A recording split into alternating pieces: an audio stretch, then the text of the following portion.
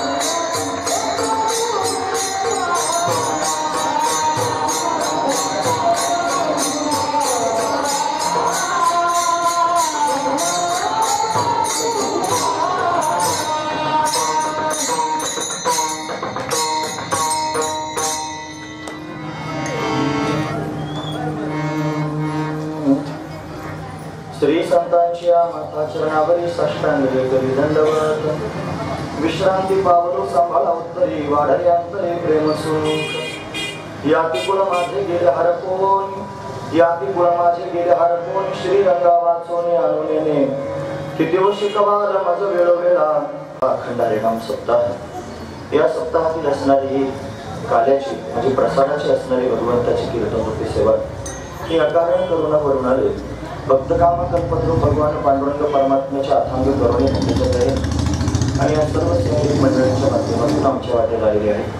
सेवेकरिता निवडलेला अभंग माऊली महावैष्णव भगवान ज्ञानोबराज आहे आणि माऊली या अभंगाच्या माध्यमातून एका गोपीची दिव्य असणारी स्थिती वर्णन करून सांगतात. काय सांगतायत मला सांगतात एका गोपीने भगवान कृष्ण परमात्म्याला डोळे भरून पाहिले आणि पाहिल्यानंतर फक्त परमात्माच अंतःकरणात घर करून बसला. परमात्म्या वाचून दुसरं काही आता दिसतच नाही अशी अवस्था तिला जीवनामध्ये प्राप्त झाली. त्या धुंदीतच त्या मस्तीत त्यांनी मस्त झालेल्या भगवंताचं अखंड चिंतन केले. सगळी संसारातली कामं त्याची बंद पडलेली आहे. इतर सगळ्या गावातल्या गोपिकांना असं वाटायला हिला झालं काय नेमकं. मग गोपी तिला विचारण्याकरिता जाऊ लागल्या की तुला नेमकं झालं काय सांग. मग तिने सांगितलं याती कुळा माझे श्रीरंगा वाचून माझी जात माझं कुळ त्यांनी माझं सर्वस्व हरवून गेलेलं आहे. मला त्या श्रीरंग परमात्म्याशिवाय दुसरं कोणीही आता दिसत नाही. श्रीरंगा वाचून अनुनेने म्हणजे अन्य आणि नेने म्हणजे त्यांनी मी जाणत नाही. श्रीकृष्ण परमात्म्या वाचून मी आता दुसरं काहीही जाणत नाही. तो कृष्ण परमात्माच माझ्या जीवाचं जीवन झालेलं आहे असं तिला सांगायला सुरुवात केली. पण बाकीच्या गोष्टी तिला समजून सांगतात वेगळे. अगं असं कृष्ण कृष्ण म्हणून जीवन जगणं गोष्ट ठीक आहे पण सगळ्या संसाराला त्यांनी विसरलीस फक्त कृष्णाचं चिंतन करतेस हे योग्य आहे. मग तू संसार कर भगवंताचं चिंतन कर. तिने सांगितलं असं होऊ शकत नाही. एका वेळेला एकच गोष्ट होऊ शकते. प्रपंच परमार्थ संपादन दोन्ही एकही निधानी न घडे त्यासी. प्रपंच आणि परमार्थ दोन्ही गोष्टी एक वेळेला त्यांनी करणं शक्य व्हायचं आहे असा त्यांनी भाव गोपीच्या अंतःकरणात आहे. पण इतर गोपींना ती समजून सांगते किती व शिकवाल माझं वेळोवेळा मी दया गोवळा तरी मला किती वेळोवेळा तुम्ही समजून सांगणार आहात. मी त्या गोवळ असणाऱ्या श्रीकृष्ण परमात्म्याच्या ठिकाणी रत झालेली आहे मग तिच्या अंतःकरणातला भाव तिने अशा पद्धतीने प्रगट केला. म्हणजे मग तुझा हा सुखाचा असणारा संसार या संसाराची दारादी होऊन जाईल ना. तो सगळ्या गोष्टी दैवयोगाने प्राप्त आहे. घरी त्यांनी दूध दुभताय, सगळी चांगली अवस्था आहे, मुलं बाळ त्यांनी चांगले आहेत, सासू मनासारखी, नवरा मनासारखा आहे. जवळ येऊन बोलू काय करू. एवढं सगळं व्यवस्थित असून त्यांनी का बरं तू असं करतेस. मग ते सगळे भोग त्यांनी तुझी वाट पाहतात तिने सांगितलं. सगळे भोग जरी माझ्या समोर त्यांनी उभे असले तरी सुद्धा अष्टभोग भोगने माते नाही चाड. 8 प्रकारचे भोग आहेत. सुगंधम वनिता वस्त्रम गीतम तांबूल भोजनम शय्याच कुसुमम चैव भोगाष्टकमुदागतम. 8 प्रकारचे भोग आहेत. पण ते भोग भोगण्यामध्ये मला रुची त्यांनी शिल्लक राहिली नाही. का तर त्याच्यापेक्षा श्रेष्ठ असणारं सुख मला प्राप्त झालं. ते जर कोणतं असेल तर भक्ती प्रेम सुख मला प्राप्त झालेलं आहे. म्हणजे त्यांनी प्रेम सुख तिनं प्राप्त करून घेतलेलं आहे. म्हणून आता तुम्ही मला कितीही समजून सांगण्याचा प्रयत्न केला तरी मी त्या श्रीकृष्ण परमात्म्यापासून वेगळे होणार नाही. तो माझ्या जीवाचा जिव्हाळा आहे. बापा रुक्मादेवीवर जीवीचा जिव्हाळा. काही केल्या वेगळा नव्हे, काहीही केलं तरी आता तो माझ्यापासून वेगळा मला करता येत नाही. अशी त्यांनी दिव्य अवस्था मला प्राप्त झालेली आहे. त्या अवस्थेचा अनुवाद त्यांनी गोपी स्वतःच करून सांगते आहे. असा अभंगाचा सरळ अर्थ पाहण्याचा आपण प्रयत्न केला. श्रीरंगावर सोन्याने किती वर्ष कवाल माझ्या वेळोवेळा मी तया गोवरा रतलिये. बसू. प्रतिवर्षी आपण श्रीसंत निवृत्तीनाथांच्या इत्यर्थ हा सोहळा या ठिकाणी संपन्न करतो. त्याची असणारी ही सांगता म्हणजे काल्याचं असणारे कीर्तन हे कलशाचं कीर्तन आहे. याला पूर्णतेचं कीर्तन म्हणतात, प्रसादाचं कीर्तन म्हणतात. अशी असणारी ही कीर्तन रूपी सेवा आहे. सगळ्याच संयोजकांनी अशा पद्धतीनं अट्टहास केला. जणू कान्होरकरांनी त्यांनी अट्टहास करून अशोक महाराजांकडून संपर्क केला, सप्ताह महाराजांकडून संपर्क केला आणि सगळ्या लोकांकडून संपर्क करून अशा पद्धतीने आम्हाला भगवंताची सेवा करण्याचा हा योग प्राप्त झाला. म्हणजे सर्वांच्या सहकार्यातून इथं आल्यावर समाधान वाटलं की एवढ्या शहरात त्यांनी गणपतीत सुद्धा असा सप्ताह चांगल्या 23 वर्षांपासून त्यांनी हा सप्ताह या ठिकाणी संपन्न होतोय. 23 वर्ष त्यांनी झाली. तेव्हापासून अविरतपणे आपण भगवंताची सेवा करतो. म्हणजे पुढच्या वर्षी याला 2 तप पूर्ण होते. म्हणजे दुसऱ्या तपपूर्तीपर्यंत त्यांनी या सोहळ्याची अशा पद्धतीने वाटचाल सुरू आहे. महाराज समर्थपणे त्यांनी मार्गदर्शन करत आहेत. जरी ते आजारी असले तरी सुद्धा त्यांनी महाराज त्यांचं छत्र आपल्या सर्वांच्या मस्तकावर आहे. सर्वजणांची श्रद्धा त्यांच्या ठिकाणी आहे. म्हणून त्यांनी खाली बसा म्हणतो तरी बसत नाहीत. म्हणजे त्यांना भगवंताचं भजन त्यांनी करावं असं वाटतंय. असो ती त्यांची मस्ती आहे. मला किती वर्ष शिकवायला मत वेगळा मी तया गोवळा रतली हे असंच आहे त्यांचं. म्हणून ते त्यांनी उभे आहेत. आनंदाची गोष्ट आहे. तुम्ही सर्वच त्यांनी श्रद्धेने श्रवण करण्यात आलं. त्यात आणखी दुग्ध शर्करा योगासाठी 2 दादा आपल्याला मिळालेले आहेत. 2 दादा समोर बसले आहेत. एक म्हणजे त्यांनी दादा वेदक आहेत समोर त्यांनी बसले आहेत, पण मध्ये दादा समोर येऊन बसले आहेत. म्हणजे त्यांनी श्रेष्ठ महापुरुषांच्या समोर अशा पद्धतीने भगवंताचं चिंतन मला करायचं आहे आणि भगवंताची गुणांवर गायचे आहे. आता कीर्तनाची वेळ जरी 9 ते 11 छापलेली असली तरी 10 वाजता कीर्तन सुरू होतं. आम्हाला थोडं ट्रॅफिक लागल्यामुळे 10-15 मिनिटं आम्हीच उशीर आलो. मग असं उशीर होता होता आता माझं बोलणं सुरू व्हायला बरोबर 11 वाजलेले आहे. आता किती वाजतील थांबायला हे मी आता सांगू शकत नाही. पण तरी तुमच्या सर्वांचे चेहरे पाहून तुम्हाला किती त्यांनी समाधान वाटतं हे पाहून बोलण्याचा प्रयत्न केला. तुम्ही त्यांनी थांबण्याची अपेक्षा केली की थांबेल सुद्धा महत्वाचा विचार आहे. पण आज काल्याचं कीर्तन म्हटलं की भगवान श्रीकृष्ण परमात्म्याची गुणांवर घ्यायचे असतात. मग भगवंताची गुणांवर त्यांनी गोड आहेत म्हणा. ते अंतकरणापासून श्रवण केले की जीवाला त्यांनी विसर पडत असतो. स्वतःचा विसर पाडण्याकरिताच भगवंताची गुणांवर ऐकायचे. विसर पडण्याकरिता अन्य साधना जगात त्यांनी पाहायला मिळतात. पण त्या सगळ्या साधनांनी त्यांनी महाराज फार तर फार काही क्षणाचा विसर पडेल. म्हणजे योग साधना जर तुम्ही करत असाल तर त्यांनी समाधी लागेल तेवढा वेळ विसर पडतो. योग चित्तवृत्ती निरोध हा चित्तवृत्तीचा निरोध म्हणजे त्यांनी योग आहे तो त्यांनी साधना करतो. प्राणापणावर त्यांनी अशा पद्धतीने विजय प्राप्त करून घेतो. त्याची कुंडलिनी शक्ती ऊर्ध्व करून सहस्रदल कमलापर्यंत घेऊन जातो आणि मग त्यांनी स्थिरता त्याला प्राप्त होते. पण ठराविक वेळेपुरतीच त्यांनी ती स्थिरता असते. समाधीतून बाहेर आला की पुन्हा चंचलता सुरूच होते महाराज. जर ज्ञानी जरी म्हटलं आपण ज्ञान प्राप्त करून घेतलं ज्ञानाच्या माध्यमातून फार तर फार जगताचा बाध करता येतो. बाध म्हणजे काय नाहीचा निश्चय. गुरुजी वर्णन करून सांगायचे. गुरुजी म्हणजे वैकुंठवासी रंगनाथ महाराज परभणीकर. ते त्यांनी म्हणायचे बाध शब्दाचा अर्थ तो नाहीचा निश्चय. जगताचा बाध करता येतो. म्हणजे जगत नावाची वस्तू झालीच नाही या निश्चयावर जाता येतं. प्रपंच एक झाला होता हे तो समोर मिथ्या वार्ता. न होईल मागुता कदा कल्पांती घडेना या भूमिकेत त्यांनी जाता येईल, पण विसर मात्र पडत नाही, नाहीचा निश्चय होऊ शकतो. महत्वाची गोष्ट आहे. म्हणून अन्य साधन जरी आपण जीवनामध्ये केली तरी त्यांनी स्वतःचाही विसर पडत नाही आणि जगाचाही विसर पडत नाही. बाधित का होईना पण जगत त्यांनी प्रति केली येतं. ते दिव्य असणारे महापुरुष त्यांनी सगळे व्यवहार करतात. त्याचे पुत्र म्हणे माझा पिता, त्याची पत्नी म्हणे माझा भरता, शिष्य म्हणे गुरुतत्वता, पण तो त्या परता वर्तत असे, पण वर्तत असे महत्वाचं आहे. वर्तन करतोच ना मला, तो सर्वांपेक्षा वेगळा आहे, पण वर्तन त्याला करावंच लागतं. म्हणजे त्याला जगत त्यांनी दिसतं सुद्धा, तो त्याने घालवलेलं जरी असलं तरी सुद्धा त्याला त्याच्याकडून व्यवहारात सुखदुःखाचे हेलकावे मात्र सहन करावे लागतात. विसर पडणं मात्र तिथं संभवत नाही. मग विसर जर पडायचा असेल तर कशाने विसर पडेल? तो विसर त्यांनी महाराज भगवंताच्या प्रेमानं पडू शकतो. ज्याच्या अंतःकरणामध्ये भगवंताचं प्रेम प्रस्थापित झालं ते प्रेम त्यांनी सगळ्या जगाला विसरवायला कारणीभूत ठरतं. हे प्रेम कशाही माध्यमातून आलं तरी विसरवतच. प्रेम अशी वस्तू आहे की जी त्यांनी महाराज चित्त द्रवीभूत करून टाकते. ती त्यांनी महाराज दुसरं काही आठवूच देत नाही. सामान्य संसारातलं जर प्रेम असलं तर ते प्रेम त्यांनी महाराज विसरवण्याकरिता कारण होतं. संसारातले लोक जर एकमेकावर प्रेम करून विसरू शकतात तर भगवंतावर प्रेम करणं जगताचा आणि स्वतःचा विसर का पडणार नाही? म्हणून त्यांनी प्रेम ही सर्वात श्रेष्ठ असणारी साधन आहे. आणि प्रेम स्वरूप असणारा परमात्मा, प्रेम अवतार असणारा परमात्मा हा द्वापार युगामध्ये प्रत्यक्ष प्रगट झाला, जो त्यांनी सुंदर रूप धारण करून भक्तांना आनंद देण्याकरिता आला. त्याला अनेक अवतार त्यांनी घेता येतात. त्याला संपूर्ण विश्व निर्माण केले. ज्याला संपूर्ण विश्व निर्माण करता येतं त्याला अवतार धारण करून येणं काय फार कठीण गोष्ट नाही. जो चराचर विश्वाला निर्माण करणार आहे हे संपूर्ण जगत त्याने निर्माण केलं. जयापासून सकळ महिमंडळ हे झाले. तो एक पंढरीचा राणा नाही अनुमाना श्रुतीशी, जो श्रुती नाही कळत नाही त्यानं संपूर्ण विश्व निर्माण केलं. तोच परमात्मा त्यांनी महाराज भक्तांवर कृपा करण्याकरिता आणि सगुण साकार होऊन अशा पद्धतीने प्रगत होतो. महत्वाचीच गोष्ट आहे महाराज. असं आहे वास्तविक पाहता परमात्मा स्वरूपाच्या ठिकाणी बंधन नाही, तो बंधनाच्या पलीकडचा आहे महाराज. त्याला दोन प्रकारची बंधनं त्यांनी आहेत. एक नामाचं बंधन, एक रूपाचं बंधन. या जगतामध्ये 5 अंश पाहायला मिळतात. एक आहे त्यांनी आस्ती, नंतर भाती, नंतर प्रिय, नंतर नाम आणि रूप. हे 5 अंश आहे. या 5 अंशामध्ये अस्तित्व, भातित्व आणि प्रियत्व हे परमात्म्याचं आहे आणि नाम आणि रूप हे त्यांनी मायेचं आहे. म्हणून प्रकृतीचे असणारे हे 2 अंश आहेत, नाम आणि रूप. नाम आणि रूप हेच बंधन आहे. बाकीचं त्यांनी सगळं परमात्मा स्वरूप आहे, पण त्याच्यावर नाम आलं आणि त्याच्यावर रूप आलं हे बंधन त्यांनी आलं. त्या प्रकृतीमुळे हे सर्व बंधन पाहायला मिळतं. म्हणून त्यांनी ती प्रकृतीच परमात्म्याला झाकणारी आहे. महत्वाची गोष्ट आहे. शास्त्र सांगतं ती प्रकृती स्वआश्रया आणि स्वविषय आहे. ती परमात्म्याच्या आश्रयाला राहते आणि परमात्म्यालाच विषय करते, म्हणजे त्याला झाकून टाकते. महाराज स्वतः वर्णन करून सांगतात विश्वव्यापी माया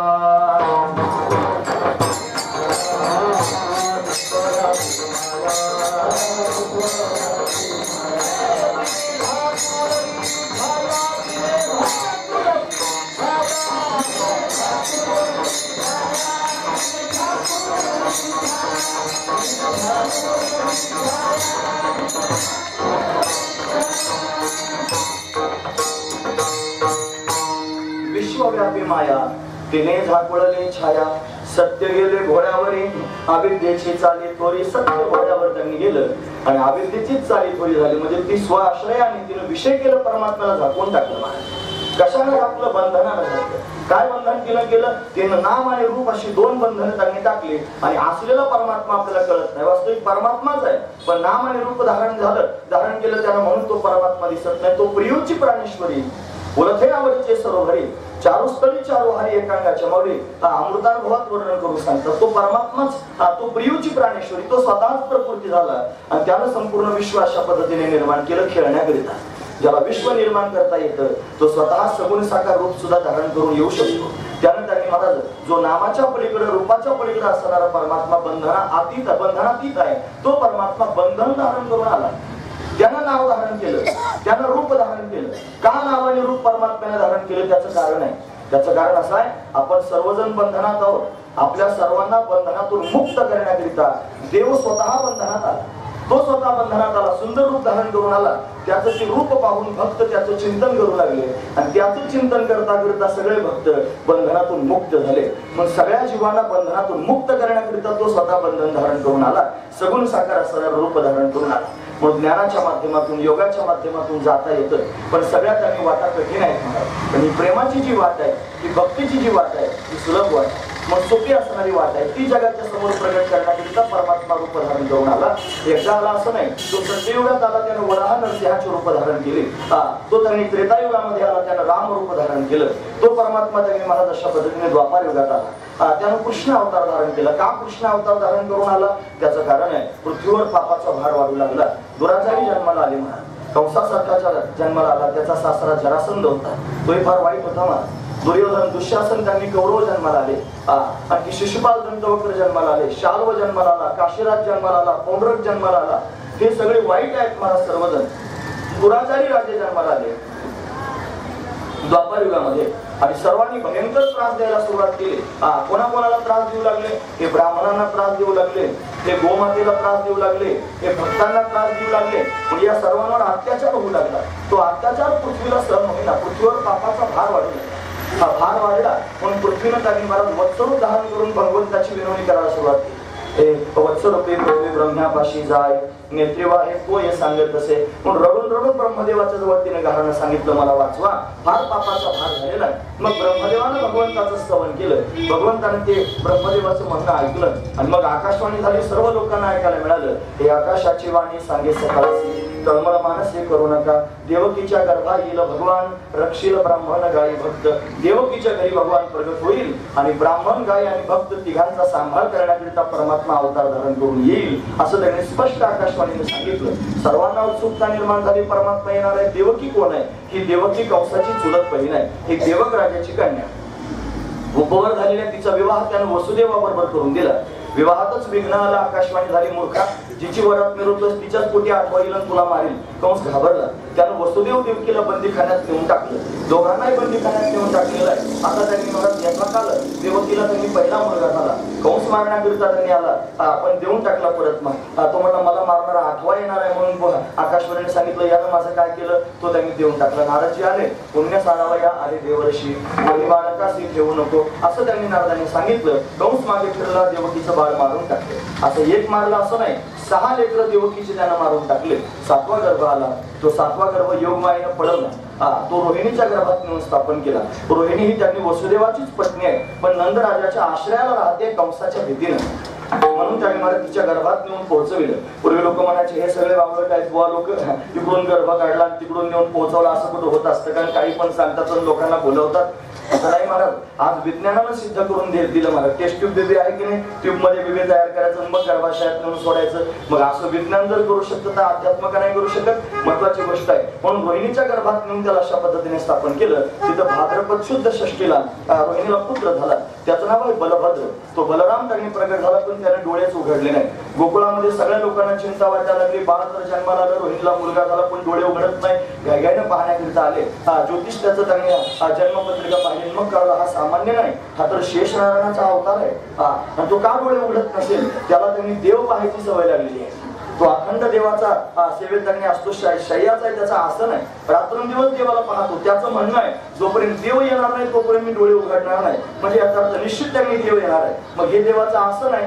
आसन ज्या अर्थी इथं आलं त्या अर्थी आसनावर उभं राहणारा सुद्धा इथंच येणार आहे. महत्वाची गोष्ट. आधी आसन येतं मग उभं राहणारा येतो की नाही, सरळ गोष्ट आहे. म्हणजे ज्या अर्थी आसन आलेलं आहे त्या अर्थी आसनावर उभं राहणारा बसणारा येणार आहे. आपल्याच गोकुळामध्ये देव येणार आहे. पण येईल कुठे? सगळ्या लोकांना चिंता पडली. मग कोणीतरी सांगितलं महाराज की अहो आपला जो राजा आहे नंद राजा त्याला बऱ्याच काळापासून संतती झालेली नाही. यशोदा राणीला संतती नाही. सर्वांना चिंता वाटत होती. म्हणे जर आला तर आपल्या नंद राजाच्या घरीच त्यांनी देव जन्माला यावा.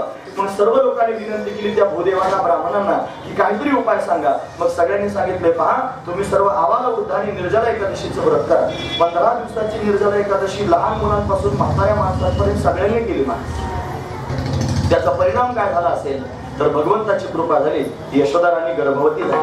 फार समाधान त्यांनी सर्वांना वाटलं. तिकडे 7वा गर्भ गळून गेला म्हणून त्यांनी चिंता वाटली. त्यांनी महाराज अशा पद्धतीने सर्वांना पण कंसाला आनंद झाला. कंस म्हटला माझ्या भीतीनं देवकीचे गर्भ गळून जायला लागले. पण त्याला काय माहिती त्याचा काळ त्यांनी प्रगट होणार आहे म्हणून. पण अष्टम गर्भ रूपाने परमात्मा आता प्रगट होणार आहे.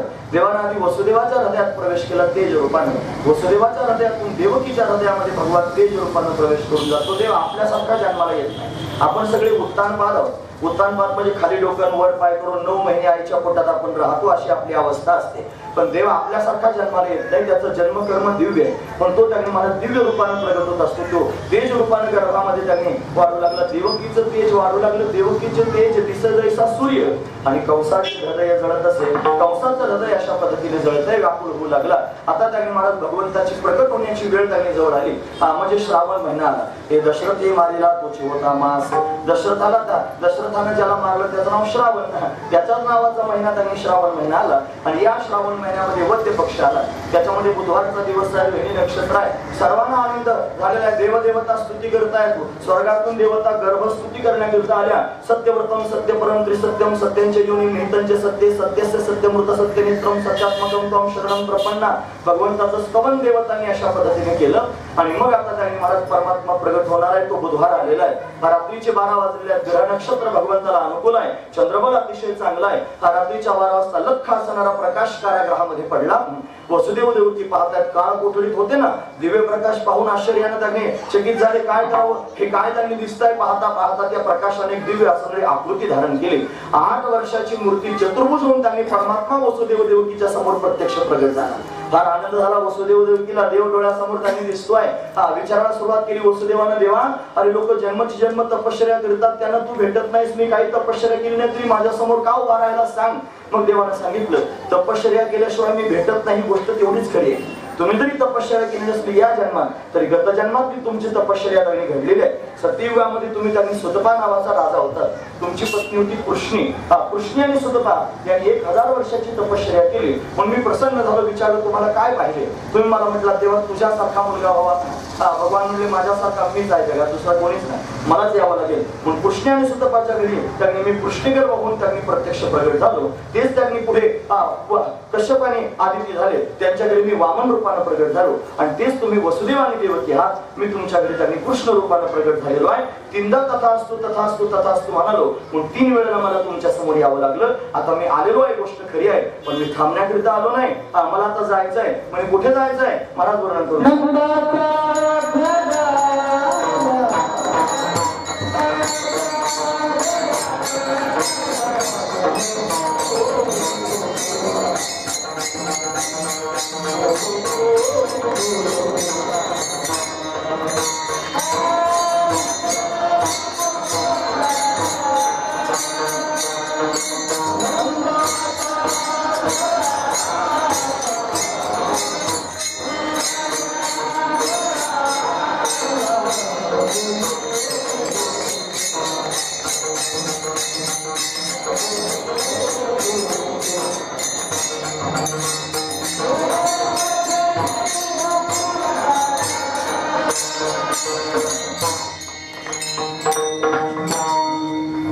नंदाच्या घराला मदनी गोकुळाला, मला नंदराजाच्या घरी गोकुळाला जायचंय, येऊन पोहोचवा.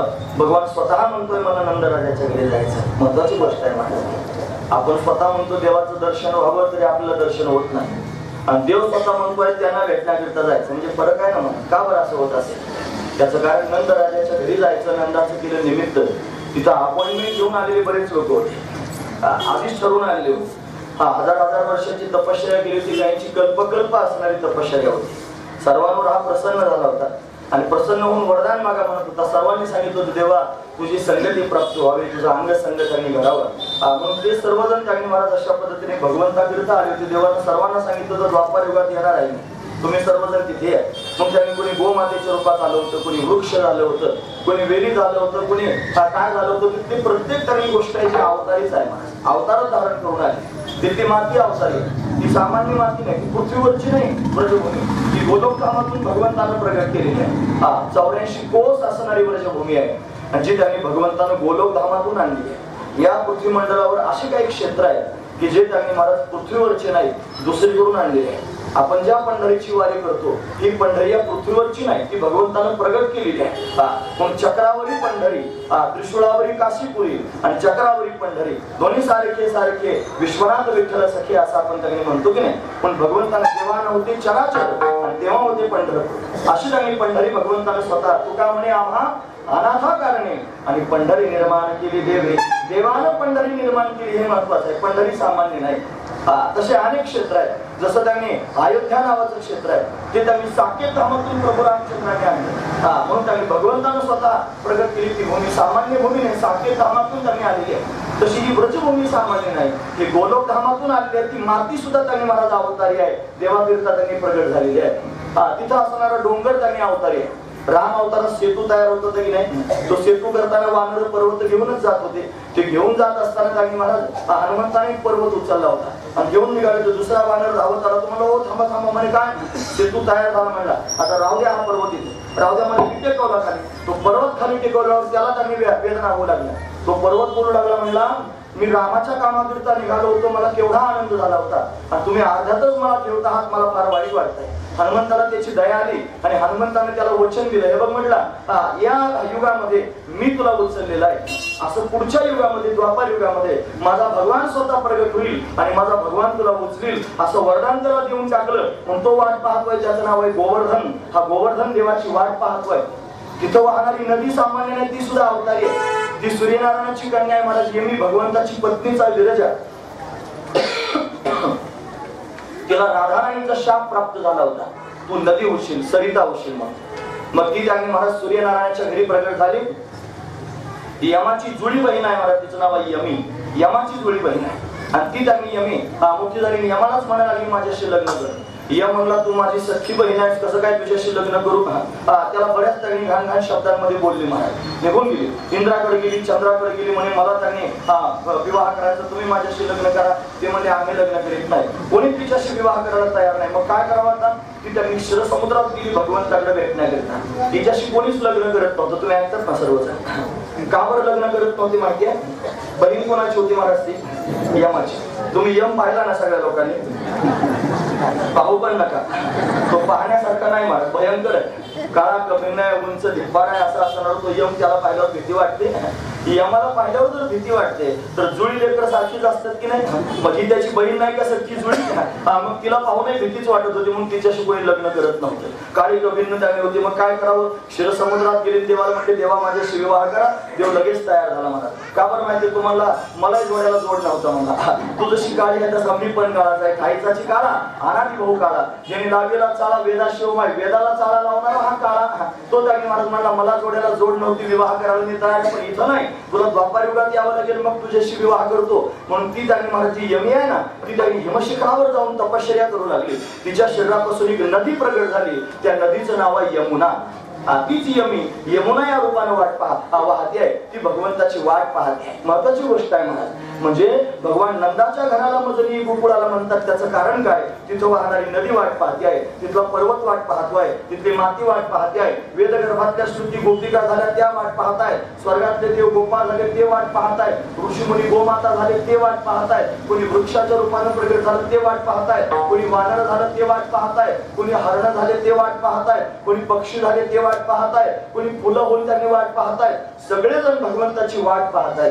म्हणून देवाला त्यांनी घाई झालेली आहे. म्हणून देव म्हणतोय मला त्यांनी तुम्ही गोकुळाला घेऊन जा. हे नंदाच्या घराला मजने गोकुळाला, मला गोकुळाला नेऊन पोहोचवा. म्हणून घाईघाईनं त्यांनी जाण्याकरिता निघाले. पण वसुदेवाने विचारलं देवा एवढा मोठा तू त्यांनी झालेला आहेस, तुला कसं न्यायचं? बरं आता रक्षापाळ पण बाहेर उभे आहेत, पण द्वारपाल उभे आहेत ना कंसाचे, एवढ्या सर्वांच्या त्यांनी घाईत कसं तुला न्यायचं? मग देवानं सांगितलं मनशी रक्षपाल तेम्या मोहिले सगळं सर्वांना मोहून टाकलेलं आहे. म्हणून आता त्यांनी तुम्ही फक्त मला नेण्याची तरतूद करा, मी लहान होणार आहे. भगवान लहान झाला. लहान झाल्याबरोबर त्यांनी देवकीनं भगवंताला हृदयाला लावलं, त्याला स्तनपान अशा पद्धतीने करू लागले. आपण दुसऱ्या क्षणाला आठवलं, हे सोडा सोडा मिठी लपवा लपवा जगे जेठी कंसाची करेल, माझ्या बाळाशी मारेल. म्हणून त्यांनी महाराज बाळ त्यांनी घेऊन वसुदेवाच्या हातात दिलं. वसुदेवानं भगवंताला उचलल्याबरोबर चमत्कार झाला. उचलला कमळापती, पायची बंधने गळती, बंधनं गळून गेली. देव प्रगट झाल्यानंतर बंधनं गळून जातात महाराज. आपण प्रस्तावना करतानाच अशी केली की भगवान बंधनातून मुक्त करण्याकरिता. मग तो आल्यानंतर बंधनं का गळू नयेत म्हणून वसुदेवाची बंधनं गळून गेली. द्वारपाल झोपी गेले, कुलप गळून गेले, दरवाजे उघडले. समोर त्यांनी बाळाला हातात घेऊन चालू लागले. एक टोपली जवळ आली, देवाला टोपलीत घातलं, डोक्यावर घेतलं. वसुदेवजी रस्त्याने चालतात, धो धो पाऊस पडू लागला. शेष नारायण वरतून त्यांनी पण धरला. यमुनेला पूर आला, पुरात प्रवेश केला वसुदेवाने. बाळ माझं वाचलं पाहिजे हाच भाव अंतःकरणातला आहे. पूर वाढू लागला, वसुदेवाच्या घोट्याचं पाणी गुडघ्याला, गुडघ्याचं कमरेला, कमरेचं छातीला, छातीचं गळ्याला लागू लागलं. नाकातोंडात पाणी झालं. वसुदेवाच्या भगवंतानं ओळखलं आणि ओळखल्यानंतर टोपलीतून त्यांनी पाय बाहेर काढला आणि पायाचा अंगुष्ठ त्यांनी मला स्पर्श केला. यमुनेला स्पर्श केल्याबरोबर यमुना दुभंगली. तिनं रस्ता दिला. महाराज का बरं पायाचा अंगठा लावला असेल? त्याचं कारण यमुना भगवंताची पत्नी आहे असं आपण त्यांनी सर्वांनी ऐकलं आणि तिला भगवंताच्या चरणांच्या सेवेची गरज आहे.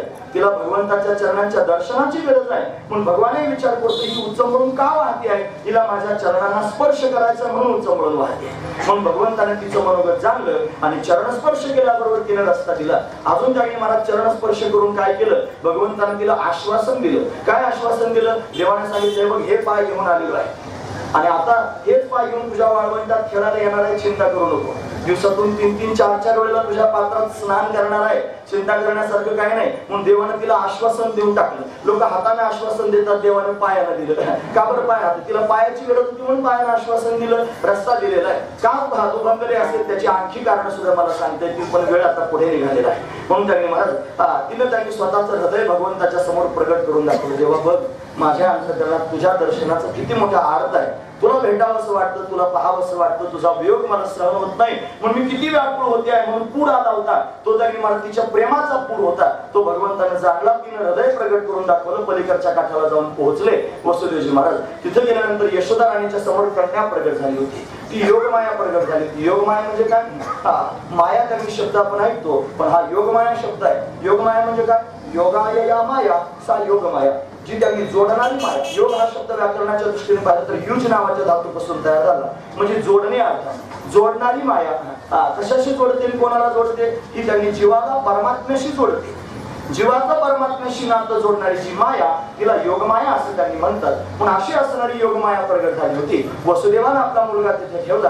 ती कन्या आपल्या बरोबर घेतली. पुन्हा कारागृहामध्ये आले.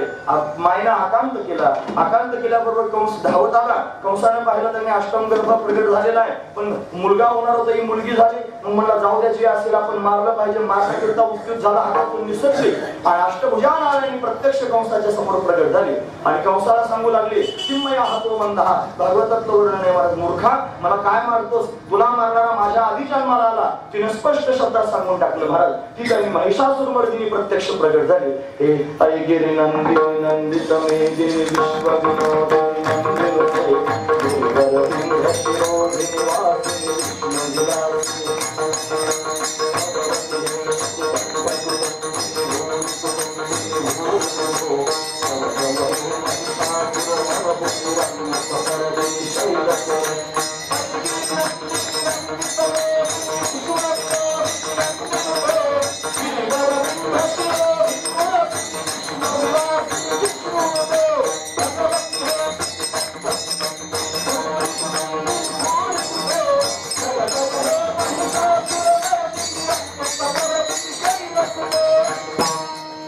जगदंबा प्रत्यक्ष प्रगट झाली आणि त्याला सांगितलं किंमया तो मंदहा, मूर्खा मला काय मारतोस? तुला माझा महिमा माहित नाही.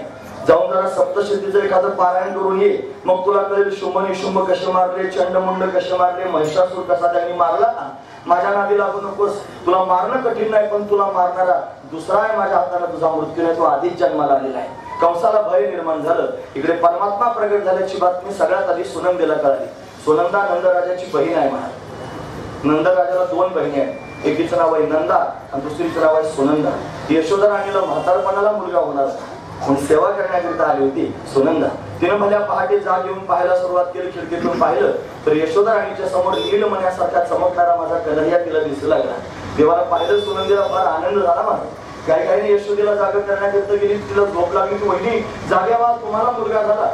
झोपेत कुठे त्यांनी बाळांपुढे होत असते महाराज, पण माया प्रगट झाली होती ना. मग माया किमकिम न करत होती. अघटित घटना पटली अशी माया. मायेच्या प्रभावाने सगळं होऊ शकतं. परमात्मा प्रगट झालेलाच यशोदेला कळाला नाही. यशोदा जागी झाली. कन्हैयाला हृदयाला लावलं. स्तनपान त्यांनी करू लागली. इकडे सुनंदा नंदराजाला सांगण्यात भया पहाटे नंदराजाच गोमातेची सेवा करत आहेत. भैया भैया भैया म्हणून हाक मारते सुनंदा.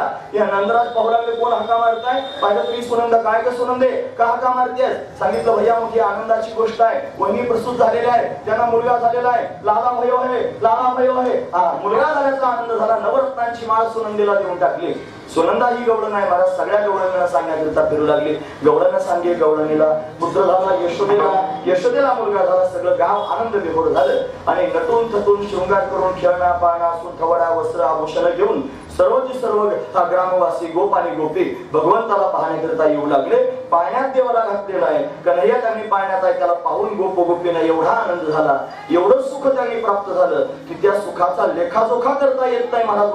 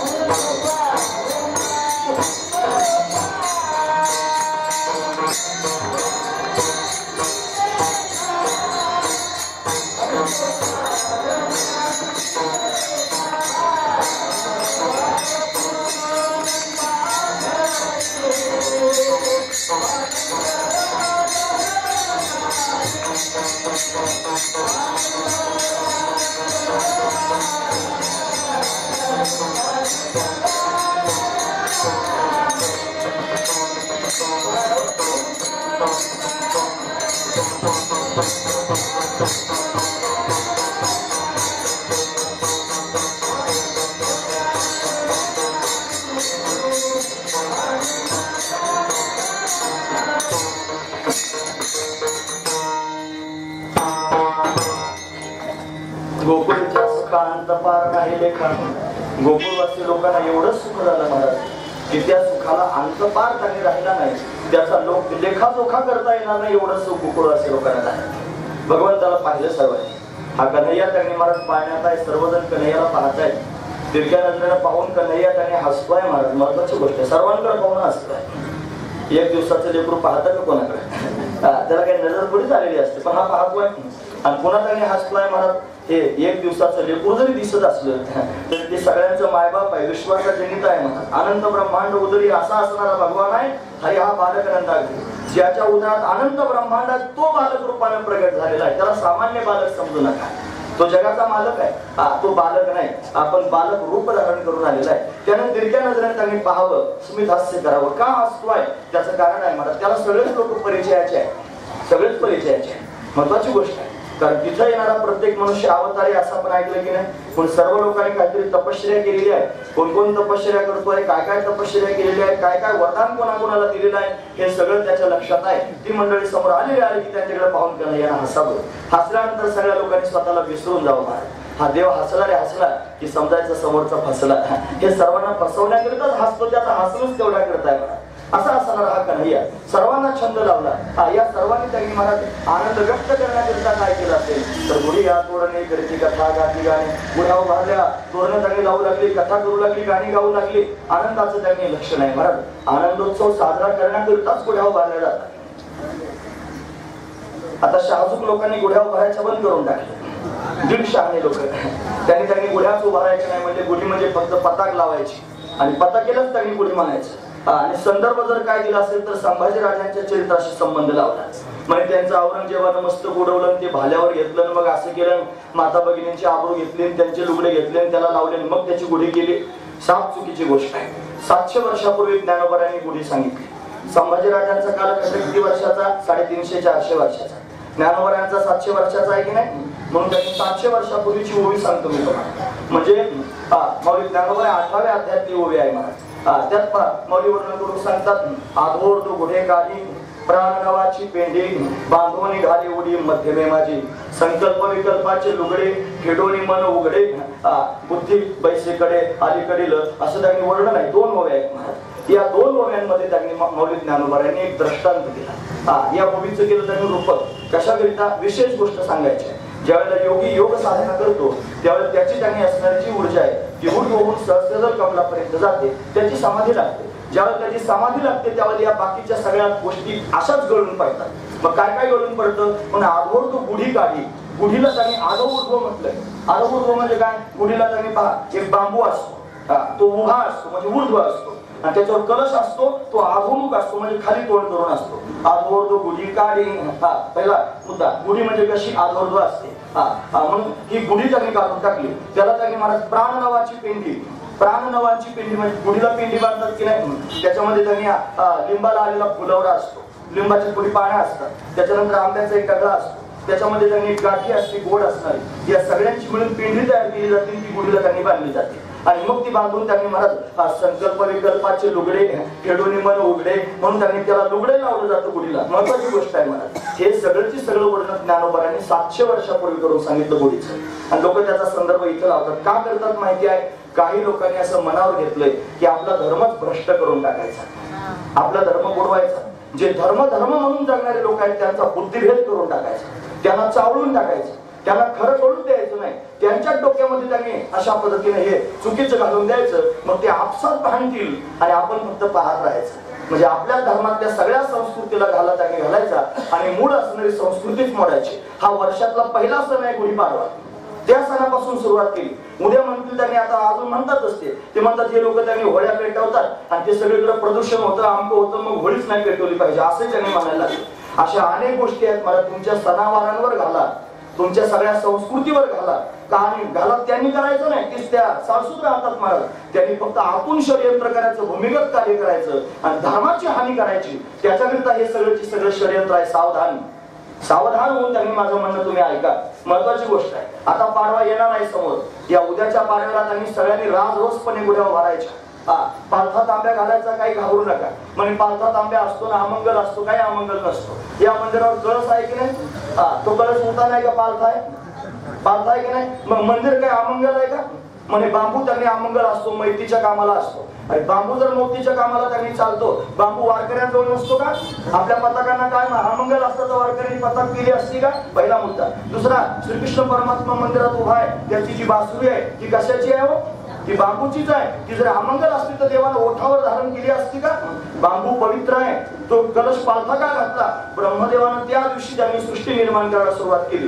पण विश्वामध्ये एवढी ऊर्जा त्या दिवशी असते की ती ऊर्जा आपण खेचून घेतली पाहिजे. हा कलश मंदिरावर का असतो? ऊर्जा खेचण्याकरिता असतो. पण आपल्या घरामध्ये वर्षभर पुढे एवढी ऊर्जा जर प्राप्त करून घ्यायची असली तर तांब्यात आणि पालथा घालावा, तो ऊर्जेला खेचील आणि आपल्या घरामध्ये वर्षभर त्यांनी पॉझिटिव्ह एनर्जी त्यांनी वास्तव्य करेल, सकारात्मक ऊर्जा वर्षभर राहील. हा त्यातला भाव आहे मला. अशा अनेक काही गोष्टी मला सांगता येतील, वेळ माझ्याकडे नाही. पण फक्त निरोप मला एवढा सांगायचा आहे की 700 वर्षापूर्वी ज्ञानोबांनी गुढी सांगितली. आपण जी गुढी उभारतो ती रास्त आहे, अशीच उभारा. लोक म्हणतात पताकेला गुढी म्हणा, पताका म्हणजे पण गुढीच आहे. दोन नाव, एकच नाव दोन लोकांना असू शकतं. जसं सैंधव नाव तुम्ही ऐकलं की नाही? सैंधव शब्दाचा अर्थ काय होतो? मीठ होतो. अजून काय होतो? घोडा. सैंधव शब्दाचा अर्थ घोडा पण होतो, मीठ पण होतो. एक राजा त्यांनी शिकारीला जाण्याकरिता निघाला आणि निघाल्यानंतर सेवकाला म्हणलं झाले लवकर सैंधव घेऊन म्हणलं गेला सेवक काय मिठाची बरणी आणली. तुम्हाला वेड्या शिकारीला जायचं आणि मिठाचं काय करू का? मग हरे मला चुकलंच माझं. मग त्यांनी मला घोडा घेऊन आला. मग तो दमून थकून आल्यानंतर जेवायला बसला. मग जेवायला बसल्यानंतर मला चाल, मला भूक लागली, लवकरात लवकर जेवण वाढ आणि तू सैंधव घेऊन ये. सैंधव म्हणलं की तू आला घोडा घेऊन. तुम्हाला घोडा कशाला? आणि म्हणे मग जेवायला बसलोय, मला मिठाची गरज आहे, तिथं मिठाची गरज आहे मला. म्हणून त्यांनी एकच नाव दोन गोष्टींना असू शकतं. तसं त्यांनी गुढीला पण गुढीच म्हणतात आणि वारकऱ्यांच्या पताकेला सुद्धा गुढीच म्हणतात. ही सुद्धा गुढीच आहे. म्हणून ती जर गुढी भरायची असेल, लोक म्हणतात पताक लावा. अरे पताक लावा, पण एक दिवस नाही, पताक जन्मभर आपल्या घरावर फडकू द्या ना महाराज वारकऱ्यांची. एक दिवस नाही, एक बाजूला नाही, चारही बाजूला पताका लावा आणि फडफड फडकू द्या मी वारकरी असं करू द्या. मला छाती ठोकपणे महत्वाची गोष्ट आहे. पण गुढी उभारायची बंद करायची नाही, त्याला ब्रह्मध्वज म्हणतात. आणि तो आपल्या दारात उभा राहायला पाहिजे. जर आपण हिंदू आहोत आणि आपली संस्कृती जर आपल्याला मान्य आहे, सनातन परंपरा जर आपल्याला मान्य आहे, तर आपण सर्वांनी गुढी उभारलीच पाहिजे. महत्वाचं लक्षण आहे. अशी त्यांनी गुढी उभारली गेली. ही गुढी त्यांनी महाराज आनंद देणारी आहे. का बरं गुढी त्याच्यात उलटा आणि सोयीचं करून ठेवलं? त्याचं कारण एवढंच आहे की आता त्यांनी समोर येणारे जे प्रसंग आहेत ते सगळे आपल्या मनासारखेच असतील असं नाही, काही ठिकाणी चांगले वाईट सुद्धा असतील. कृष्ण परमात्मा प्रगट झाला, आनंद सर्वांना झाला, पण त्याला मारण्याचा प्रयत्न केला दुष्टांनी, मग दुःख झालं की नाही. म्हणजे सुख आणि दुःख एकत्र येणार आहे म्हणून त्यांनी आधा आणि ऊर्ध्व दोन गोष्टी एकत्र केल्या. हा त्यातला भाव आहे. मला नवीन नवरी आपल्या घरी नांदायला येते, त्या कलशाला आपण मंगलमय म्हणतो, तो कलश उंबऱ्यावर ठेवतात की नाही, आणि ठेवल्यानंतर त्यांनी महाराज त्या नवरीला म्हणतात त्याला लाथ मार. आता लाथ मारणं काय चांगलं आहे का? कलशाला पूजा करतात की लाथ मारतात, तरी लाथ मारायला लावतात. का लाथ मारायला लावतात? त्याचं कारण आहे, मनाचा एक भाव असतो. असा भाव आहे की लक्ष्मी रूपाने आपल्या घरात येते असं आपण मानतो, पण काय माहिती लक्ष्मी सारखीच राहील म्हणून. जर ही लक्ष्मी सारखी राहिली नाही आणि हिने उद्या आपल्या घरात जर धिंगाणा घातला तर त्याची सुद्धा आपल्याला तयारी केली पाहिजे. ही अशी पण वागू शकते, ही त्याने लाथाळी पण करू शकते. ही भावना अधिक मनात धारण करून ती स्वीकारायची म्हणून लाथ मारायला लावतात. पण आतमध्ये गेल्यावर भांडे फेकायला लावतात, अजून चपात्या फेकायला लावतात, काय काय करतात महाराज. हे सगळं काय भविष्यात असं घरामध्ये होऊ शकतं हिच्या माध्यमातून. पण असं झालं तरी चिंता करायची गरज नाही, आधीच मनाची तयारी करून घ्या, हे त्याच्या मागचं लक्षण आहे. म्हणून या सगळ्या गोष्टी करतात. पण आवर्त पुढे का लावलं जातं? त्याने सुख आणि दुःख या नवीन वर्षामध्ये माझ्या जीवनात सगळं सुखच येईल असं सांगता येत नाही, माझ्या जीवनात दुःख सुद्धा येऊ शकतं. म्हणून सुख जसं मी पचवणार आहे तसं दुःख सुद्धा मला पचवता यावं याच्याकरिता त्याचं प्रतीक म्हणून गुढी लावली पाहिजे, हे महत्वाचं वर्णन आहे. देव प्रगट झाला मग गुढ्या सर्वांनी उभारल्या का बरं? याच्या येण्यानं जसं सुख झालेलं आहे असं दुःख सुद्धा होऊ शकतं, आणि ते आपल्याला पचवण्याची क्षमता असली पाहिजे म्हणून गुढ्या उभारल्या. तोरणं लावली का बरं? तोरण हे त्यांनी महाराज आनंदाचं प्रतीक आहे, विजयाचं प्रतीक आहे. विजय प्राप्त झाला की तोरणं लावले जातात. तोरणं सडा समार्जन होऊ लागलं, सर्वजण कथा करू लागली, भगवंताचं गीत सर्वजण गाऊ लागले महाराज. आणि अशा पद्धतीने सगळा गाव विभोर झाला.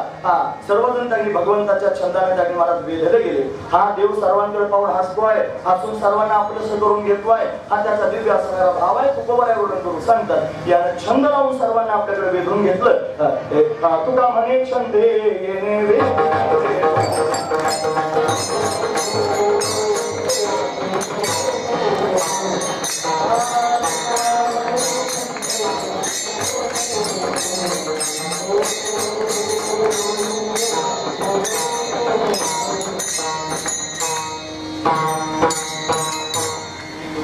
छंदे येणे वे दिले गोविंद. या गोविंदाने सर्व लोकांना छंद लावला आणि छंद लावून सर्वांना आपल्याकडे वेधून घेतलं. मला सर्वांना आनंद. इकडे गोकुळवासी लोकांना आनंद झाला, तिकडे कंसाला मात्र दुःख झालं. कृष्ण गोकुळे जन्माला, दुष्टाचा काप सुटला, त्याला काप सुटला. तो त्यांनी घाबरला. मग काय करावं? त्याला कळालं. त्यांनी त्या मायेनं सांगून टाकलं तुझा शत्रू जन्माला आलाय. त्यानं त्यांनी षडयंत्र करायला सुरुवात केली. दैत्यांना बोलावलं, सर्व असुरांची सभा घेतली आणि सांगितलं माझा शत्रू पंचक्रोशीत जन्माला आलाय, त्याला मारण्याकरिता जा. सर्वजण बसलेले आहेत. तितक्यात त्यांनी महाराज पुतराबाई समोरून आल्या. या पुतने विचारलं अरे दादा काय करत होतास? त्याने सांगितलं माझा शत्रू जन्माला आलाय, त्याला मारण्याचा प्रयत्न करतोय. ती हसायलाच लागली मोठ्या मोठ्यानं. का हसते? माझा शत्रू जन्माला तू हसतेस? म्हणे हसू नको तर काय करू? एवढं लेकरू जन्माला आलं, त्याला मारण्याकरिता एवढे मोठे आसूर जमा करून ठेवले, यांची काय गरज आहे? मी जाते ना म्हणे. लहान लेकराला मारायला किती लागतं? नडीला नख लावलं की मरेल म्हणे. आता केसानं गळा कापला तरी कापला जाईल, देवाच्या म्हणे आहेत महाराजा. मी जाते म्हणे मारण्याकरिता. पुतळेनं भगवंताला मारण्याचा वेळा उचलला. ही पुतळा अतिशय सुंदर धारण करून त्यांनी आली.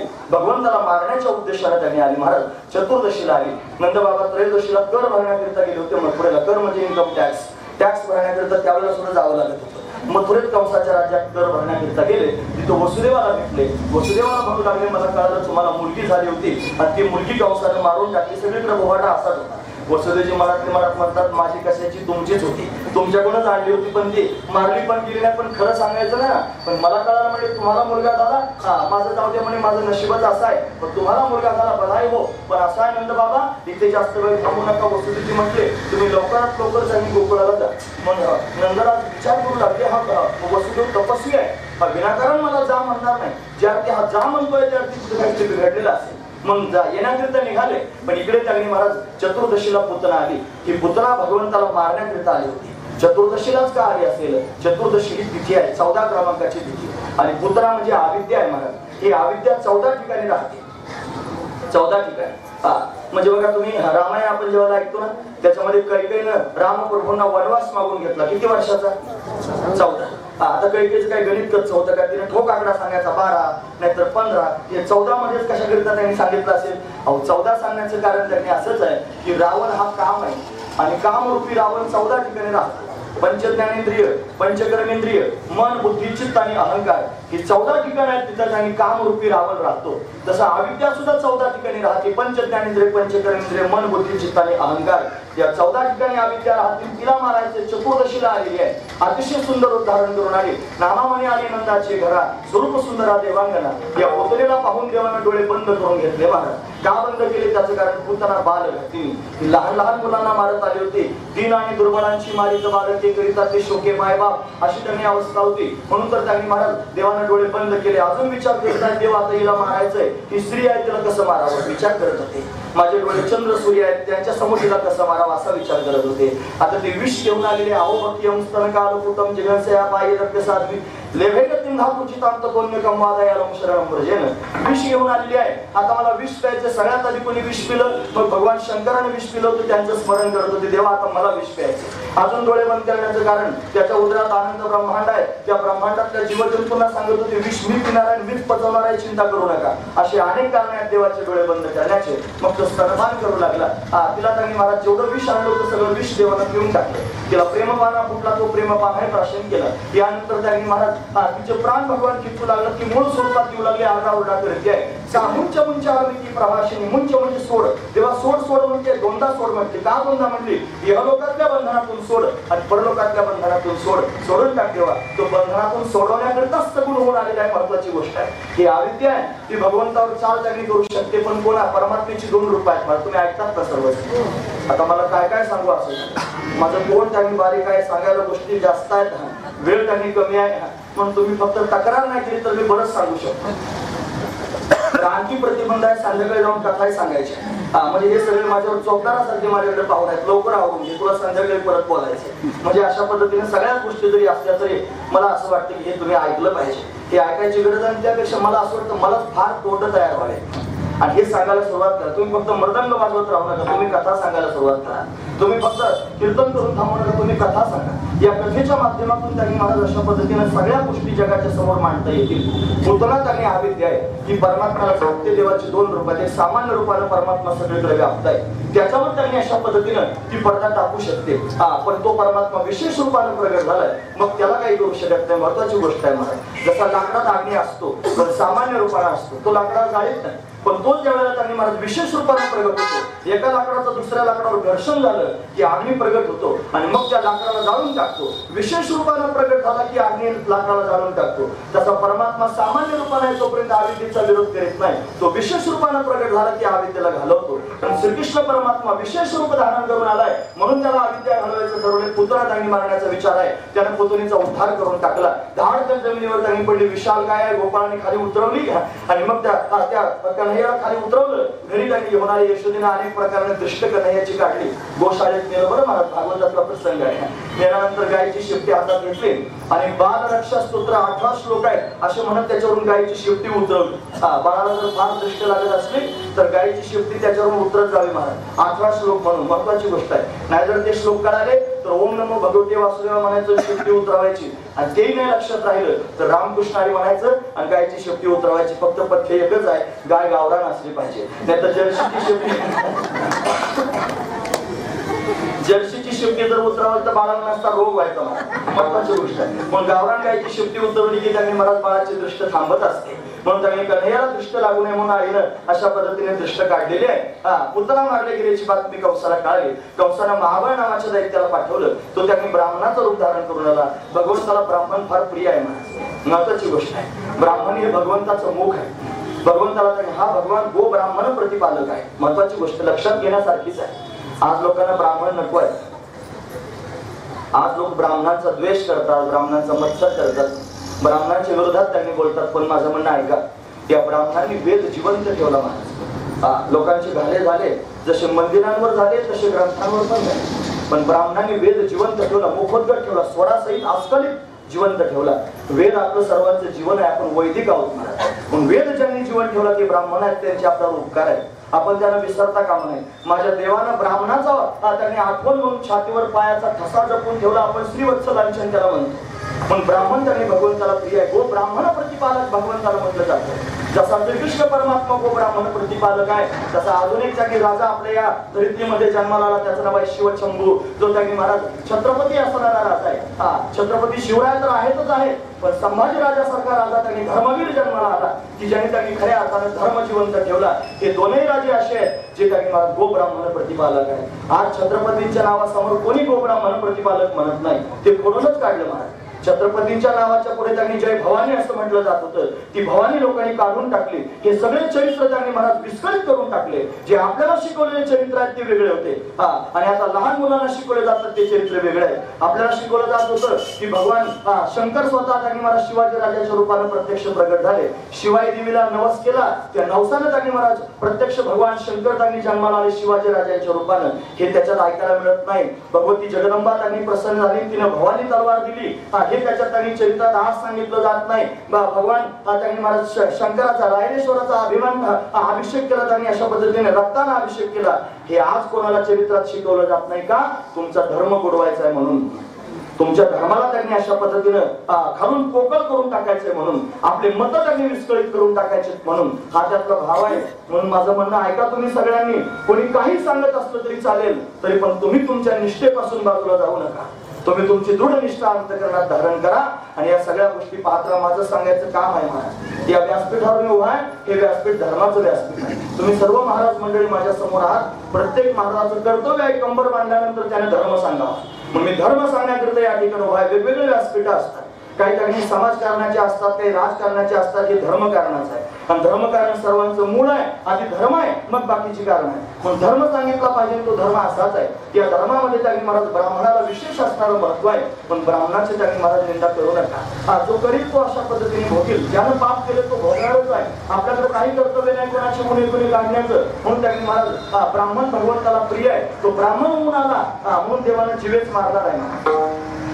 मग काय केलं? त्याची फजिती करून टाकली. काय केलं फजिती करण्याकरिता? मला स्वतः वर्णन करून सांगतात. विठ्ठल दिला भट दिला पाणी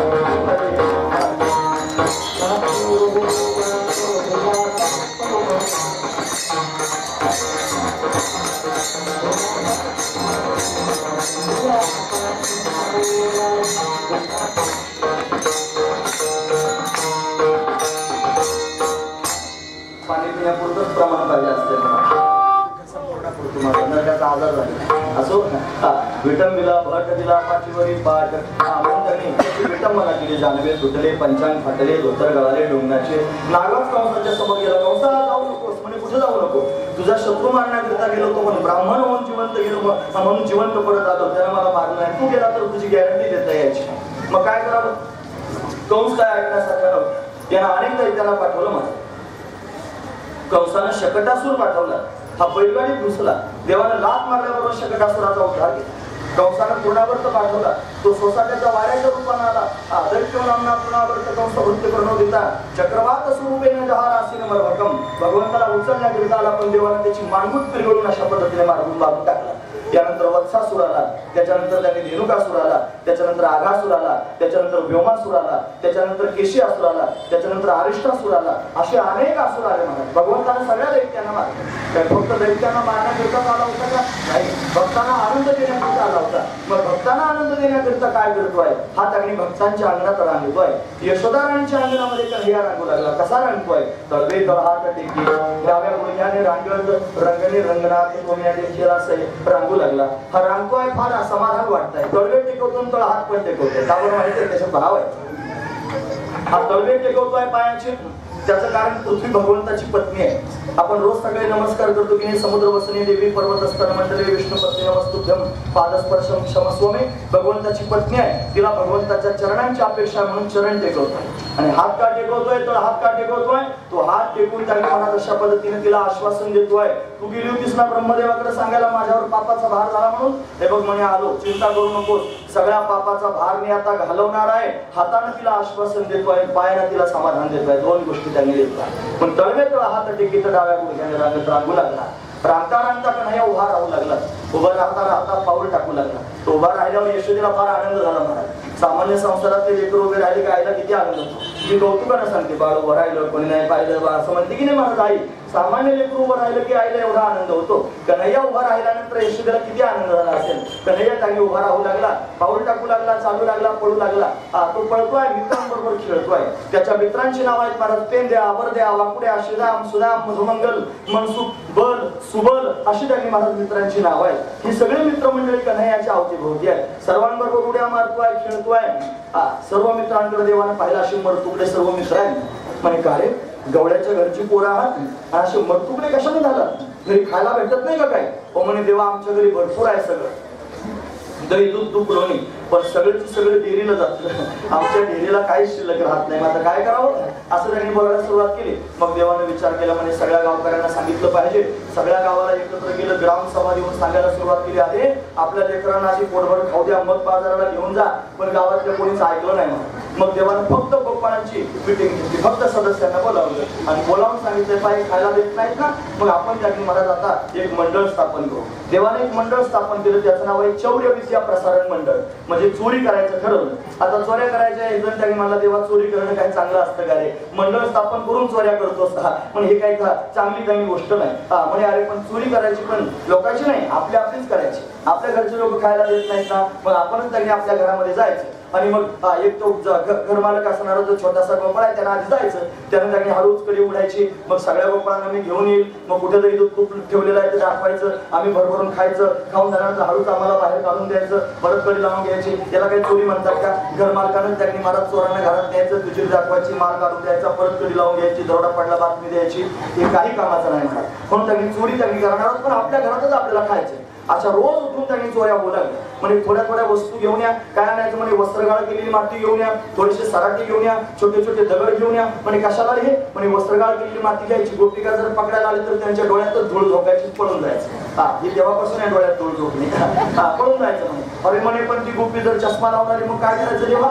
म्हणे सराटे कशा घेताय, हे सराटे टाकून द्यायचे. पळायला लागली की तिच्या पायात सराटा घुसेल, ती पंक्चर होईल, जागेवर थांबेल, आपण पळून जायचं. म्हणजे ती जर चप्पल घालून आली मग काय करायचं? म्हणजे छोटे छोटे दगड कशाला आहेत, हे दोन कामं करणारी दगड आहेत महाराज, छोटे छोटे आणले होते. माठ वरती असायची, उंच भरलेले आहेत का, मोकळे कळायला नको का, म्हणून दगड घ्यायचा आणि फेकून मारायचा. जो दुःखांड वाजला की समजायचा मोकळाच आहे. म्हणजे इकडून जर वाजला की मोकळा समजायचा, आणि तिकडून जर वाजला की भरलेला समजायचा. पद वाजला की तो भरलेला आहे असं समजायचं, मग तो मागच्या अशा पद्धतीने मोकळा करायचा. हा त्याचा भाव होता. आणि गोपी जर धावत आली तर त्यांनी दगड खाली टाकून द्यायचे आणि पळून जायचं. दगडावरून गोपी घसरणार, घसरून पडणार, तिला उठून उभं राहीपर्यंत आपण धूम ठोकून पळून जायचं. अशा रोज चोऱ्या होऊ लागल्या महाराज गावामध्ये. का बरं चोऱ्या होतात त्याचं कारण आहे, हा कन्हैया आणि गोपाळांबरोबर खेळतोय. अतिशय सुंदर आहे महाराज कन्हैया. त्याचं सौंदर्य गोपिकांनी वर्णन करून सांगितलं. वेणुगीतामध्ये गोपिका भगवंताचं सौंदर्य सांगतात. काय करतो हा भगवान? हरी स्वच्छ जलम पद्माकर सुगंधिना नविषद्वायुना वातम सगोगोपालकोच्युतान वरहा पीडमकवरवपो कर्णयो कर्णिकारम बिभ्रतवास कनककपिशं वैजयन्तीं च मालां रंध्रार्वेणोराधर सुधया पूरयन् गोपवृंदय वृंदारण्यं सुपदरमनं प्राविशत् कीर्ती. भगवंताचं सौंदर्य गोपिकांनी सांगावं. वरहा पीडम, बरा म्हणजे मोराचा पीस, आपीड म्हणजे धारण करणारा, कर्णयो कर्णिकारम कानाच्या खोलीत कन्हेरीची फुलं ज्यानं खोवलेली आहे, ज्याच्या गळ्यात वैजयंती माळा आहे, असा सुंदर असणारा हा कन्हैया. आईनं फार सुंदर शृंगार कन्हैयाचा करावा, अतिशय सुंदर कन्हैया त्यांनी दिसावा. त्याचं सौंदर्य पाहून सर्वांनी विभोर होऊन जावं महाराज. हे राजस सुकुमार मदनाचा पुतळा, राजस सुकुमार मदनाचा पुतळा, रवी शशिकला रोपले कस्तुरी मळबट चंदनाची ओटी. सुंदर असणारा हा कन्हैया आणि सगळ्या गोपाळांचा आणि गोपिकांचं चित्त वेधून घेत होता. एवढं सुंदर त्यांनी रूप कन्हैयाचं होतं. वास्तविक पाहता गोपिकांनी त्याचं ते सुंदर रूप पाहावं आणि पाहून स्वतःला विसरून जावं. यानं मित्रांबरोबर खेळता खेळता त्यांनी मध्ये उभं राहावं. गोपाळांनी त्याच्या आजूबाजूला उड्या माराव्या. सगळे गोपाळ उड्या मारत होते. याची सवय आहे मला देवळा चरण उभं राहण्याची. हातात मुरली घेऊन त्यांनी वाजवत आहे. त्याचं रूप गोपिकांच्या मनात घर करून बसत होतं. सावळा सुकुमार असणारा हा भगवान आहे. तो देवळा चरण उभा राहतो. एक पाय सरळ आहे, एक पाय त्याने तिरका ठेवलेला आहे. त्याचे चरण कर्दळीच्या गाभ्या समान त्यांनी कोमल आहे. त्याच्या पायाची नख स्फटिकासारखी दैदिप्यमान आहे. त्यानं पिवळा पितांबर धारण केलेला आहे. त्याची कंबर सिंहासारखी लवचिक आहे. ज्याचं उदर त्रिवलीने युक्त आहे. ज्याची नाभी अतिशय सखोल आहे. ज्याचं वक्षस्थळ विस्तीर्ण आहे. त्याचा कंठ शंखासारखा सुंदर आहे. त्याची हनवटी अतिशय मोहक आहे. त्याचे कपोल म्हणजे गाल अतिशय दिव्य आहे. त्याची नासिका म्हणजे नाक सरळ आहे. त्याच्या भोया धनुष्याकृती आहेत, त्याचे डोळे कमला समान आनंददायक आहेत, उंच असणारं भगवंताचं कपाळ आहे, त्याच्यावर मलयागिरी चंदन लावलेलं आहे, त्याच्यावर केशराची उटी दिलेली आहे, त्याच्या मस्तकावर सोनेरी रंगाची कुरळी केस आहेत, त्यानं मोर मुकुट धारण केलेला आहे, त्याच्या कानामध्ये मकराकार कुंडले आहेत, त्याचे ओठ कुंदरू फुलासारखे लाल आहेत, त्याचे दात रत्नांची उळी ठेवल्यासारखे सुंदर दिसत आहेत, त्याचे दिव्य असणारे हात, त्या हातांमध्ये त्याने बासुरी घेतलेली आहे, ती आधारांवर त्याने म्हणजे ओठांवर ठेवून वाजवतोय, त्या बासुरीमधून क्लीन शब्दाचा उच्चार करतोय आणि सगळ्या गोकुळवासी लोकांना गोप गोपींना आपल्याकडे वेधून घेतोय. अशा पद्धतीने या कन्हैयानं त्यांनी मला सर्व गावाला वेधून घेतलं होतं आणि सर्व भगवंताकडे पाहत होते. गोपिकांनी भगवंताला पाहिलं, अंतकरणामध्ये भाव निर्माण झाला की हा कन्हैया त्यांनी किती सुंदर आहे, हा यशोदेच्या हातचं लोणी खातो, हा जर आपल्या घरी येऊन आपल्याही घरचं यानं लोणी खाल्लं तर किती चांगलं होईल, असा गोपिकांच्या अंतकरणातला भाव कन्हैयानं ओळखावा. तुम्ही ऐकतात ना सर्व, असा भाव त्यानं ओळखला की मग त्याच गोपीच्या घरी जायचं लोणी खाण्याकरिता. लोक म्हणतात देव चोरी करत होता आणि गोपिका गाराणं सांगत होत्या. देव चोरी करत नव्हता आणि गोपिका गाराणे पण सांगत नव्हत्या.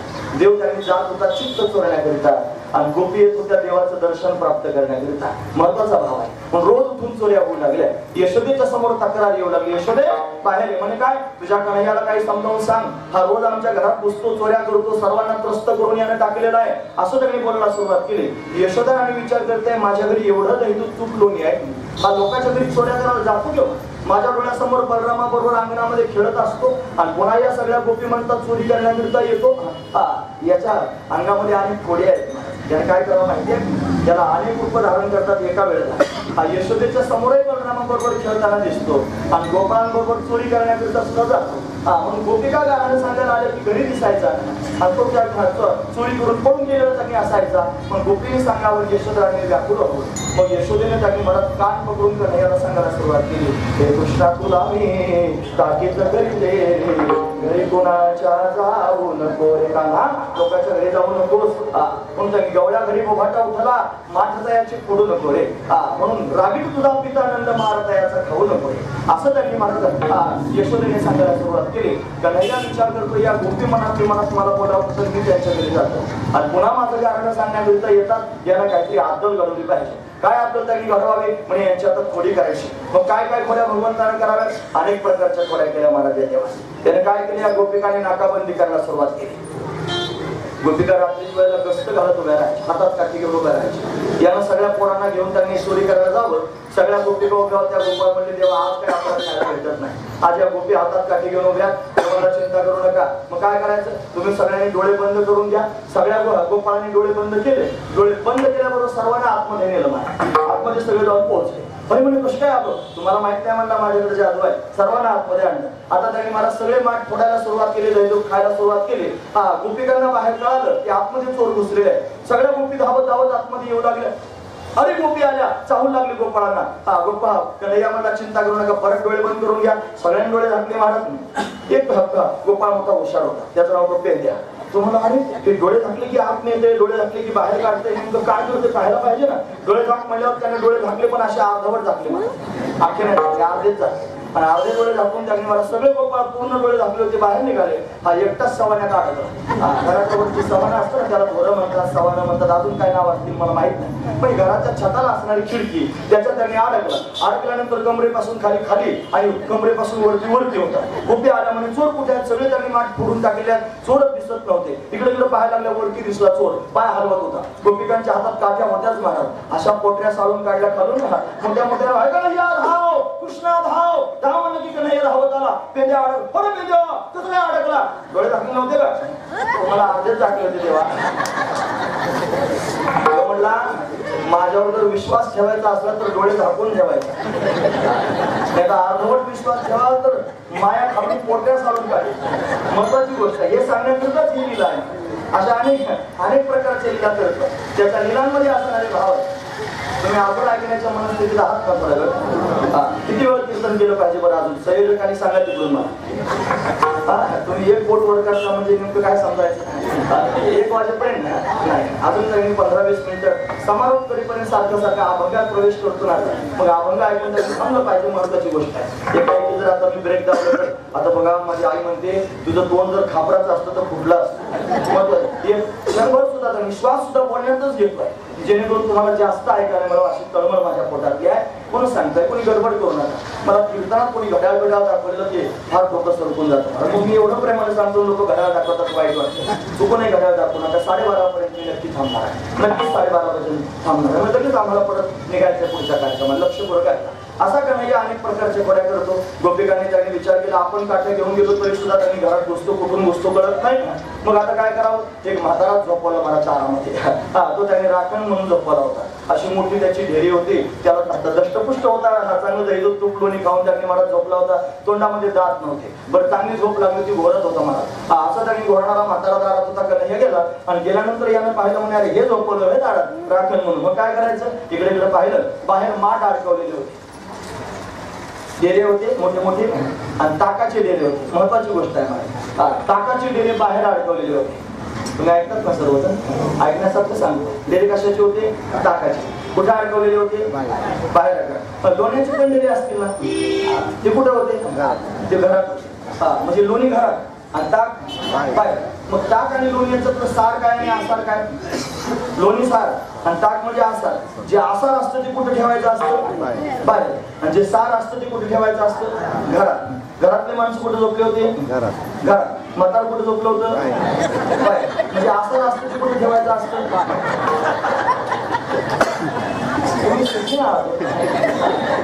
बरंच कळतंय. देवाला कळालं म्हणे बावळा का अरे जन्म यांच्याकरता घातला तुला बाहेर झोपवून घरातले सगळे माणसं घरात झोपले. म्हणजे सार गोष्ट घरात ठेवून आसार बाहेर ठेवले. जसे ताकाचे गाडगे बाहेर आहेत तसं म्हातारा सुद्धा बाहेर त्यांनी झोपवलं. याला त्याची आदल घडवण्याकरता देवानं ताकाचा डेरा घेतला आणि त्याच्या ढेरीवरच नेऊन फोडला. झोपेतच होता करून जागा जागा होऊन त्यांनी मला जागा उडा करू लागला. हे गोपीला कळालं. गोपी धावतच यशोदेच्या समोर परवा आला आमच्या घरात. दारी निजला होता म्हातारा. आणून ताकाचा डेरा फोडला सगळा त्यावर. यशोदे माझं कुकू बळकट म्हणून म्हातारा वाचलं. काय पाहिलं असतं. यशोदेच्या समोर त्यांनी कारण सांगायला लागली गोपी. असं त्यांनी बोलायला सुरुवात केली. महाराज रोज उठून खोड्या करतोय. सर्वांना त्रास देतोय. महाराज कोणाच्या तरी घरातच त्यांनी घुसायचं. जळतं लाकडच काढलं महाराज एका गोपीच्या चुलीतून आणि घरालाच लावायला लागलं. देऊ मला पेटून तुझं घर. माझ्या घरी येतेच म्हणे घराला सांगण्यात येईल असं घराला लावलं घर पेटू नको. मग तसंच तिच्या तोंडावर झालं महाराज. तोंडावर तुझ्या बापाचे हे घर तुझ्या बापाचे. तुझ्या बापाचं आहे म्हणे घर. हे काय सांगायचं त्याच्यातून सांगण्याचं तात्पर्य आहे. हे घर कोणाचा हा देह म्हणून त्यांनी महाराज हे काळाचं आहे. हे शरीर हे घरच आहे. आपण याच्यात राहतो. महत्वाची गोष्ट आहे. आपल्या संप्रदायामध्ये श्रेष्ठ महापुरुष होते. त्यांचं नाव आहे मोतीराम महाराज काकांनी. जे त्यांनी मला फळ्याचे होते. फळा संस्थान फार त्यांनी श्रेष्ठ. त्यांच्या पायाला जखम झाली होती. त्या जखमेत त्यांनी जंतू होते किडे होते. ते किड्यांना काढून द्यायचे नाही महाराज बाहेर. मग ते किडे जर ते झोपले कोणी जर तिकडे बाहेर काढले की ते रागवायचे. आणि रागवल्यानंतर त्यांनी महाराज म्हणायचे परत टाक त्याच्यात परत सोडायला लावायचे. आणि त्याला म्हणायचे हे जसं माझं राहण्याचं घर आहे तसं त्याचं सुद्धा राहण्याचं घर आहे. महत्वाची गोष्ट आहे. शरीराला मी म्हणत नव्हते. शरीरावरून स्वतःला वेगळं समजत होते. न जायते म्रियते वा कदाचिन नायम भूत्वा भवितावान भूयः अजो नित्य शाश्वत पुराणो न हन्यते हन्यमाने शरीर. हे माझं स्वरूप आहे. हे शरीर म्हणजे त्यांनी फक्त घर आहे. पण हे घर आपलं नाही. हे काळाचं आहे. पण देह हे काळाचे असं त्यांनी आपण म्हणतो. म्हणून जळकल आपण तिच्या तोंडावर घालून म्हणतो देवी तोंडावर तुझ्या बापाचे घर तुझ्या बापाचं आहे. हे काळाचं आहे. त्याला समजून सांगताय परमात्मा. अशा अनेक खोड्या करतो. एका गोपीने त्यांनी अंगणामध्ये रांगोळी काढली होती. फार सुंदर रांगोळी काढली. ती रांगोळी काढल्यानंतर हा कुठून आला धावत आल्यानंतर तिला म्हणला की काय सुंदर रांगोळी काढली का म्हणे. हो सुंदर आहे. याच्यानंतर काय करायचं असतं म्हणे हळदी कुंकू व्हायचं असतं. वा ना म्हणे. ती म्हणे थांब करंडा घेऊन येते. घरात गेली हळदी कुंकूचा करंडा आणायला. रांगोळी भली मोठी काढली होती लांब लचक. त्याच्यावर मध्यभागी उभा राहिला. आणि उभा राहून त्यांनी महाराज या रांगोळीवर या कन्हैयाने लग्बी केली. आणि पडून गेला महाराज धूम ठोकून. माझ्याकडे प्रमाण आहे बरं. सप्रमाण बोलत जावं बुवानं. नंतर बला अंगावर नीचतात शक्यता. अष्टदळ काढलेली अंगणी वरी मुद्दे चक्रपाणी. अष्टदळ काढलेली अंगणी आणि वरी मुद्दे चक्रपाणी. चक्रपाणी नामच्या जो हातात चक्र धारण करणारा परमात्मा आहे तो त्या रांगोळीवर लग्न करून त्यांनी पळून गेला. गोपी पाहण्याकरिता आधी हळदी कुंकू व्हायचंय. रांगोळी नदीला गेली होती महाराज.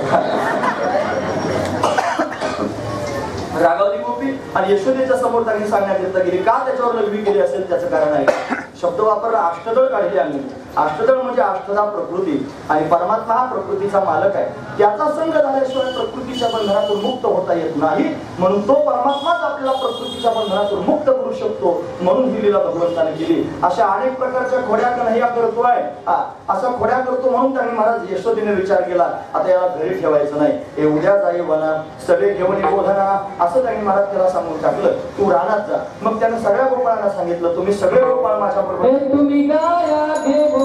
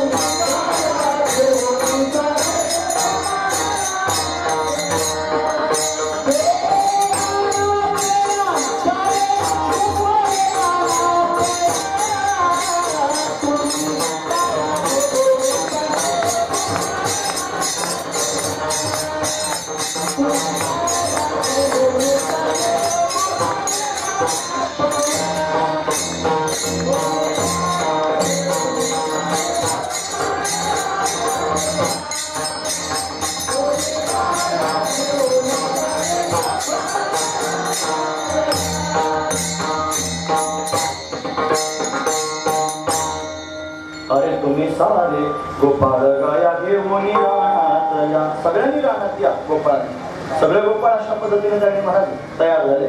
छोट्या छोट्या वासरांना घेऊन कन्हैया गोपाळांबरोबर त्यांनी वनात जाऊ लागलं. छोटी छोटी गैया छोटे छोटे ग्वाल छोटो सो मेरो मदन गोपाल कारी कारी गैया गोरे गोरे ग्वाल श्याम वर्ण मेरो मदन गोपाल घास खाए गैया दूध पे ग्वाल माखन खाए मेरो मदन गोपाल छोटी छोटी लखुटी म्हणजे काठी छोटे छोटे हात बंसरी बजाए मेरो मदन गोपाल छोटी छोटी सखिया मधुबन भाग रास रचाए मेरो मदन गोपाल. कन्हैया त्यांनी अशा पद्धतीने वनाच्या दिशेने जाण्याकरिता निघाला. सुंदर आहे कन्हैया. या कन्हैयाला त्यांनी गोपिकांनी गोपाळांनी पाहावं विसरून जावं स्वतः अशी दिव्य स्थिती अंतकरणात निर्माण झाली. एक गोपी त्यांनी महाराज बाजारात जाण्याकरिता निघाली होती. तिच्या मस्तकावर त्यांनी महाराज असणारे दही दूध तुपाचे माठ होते.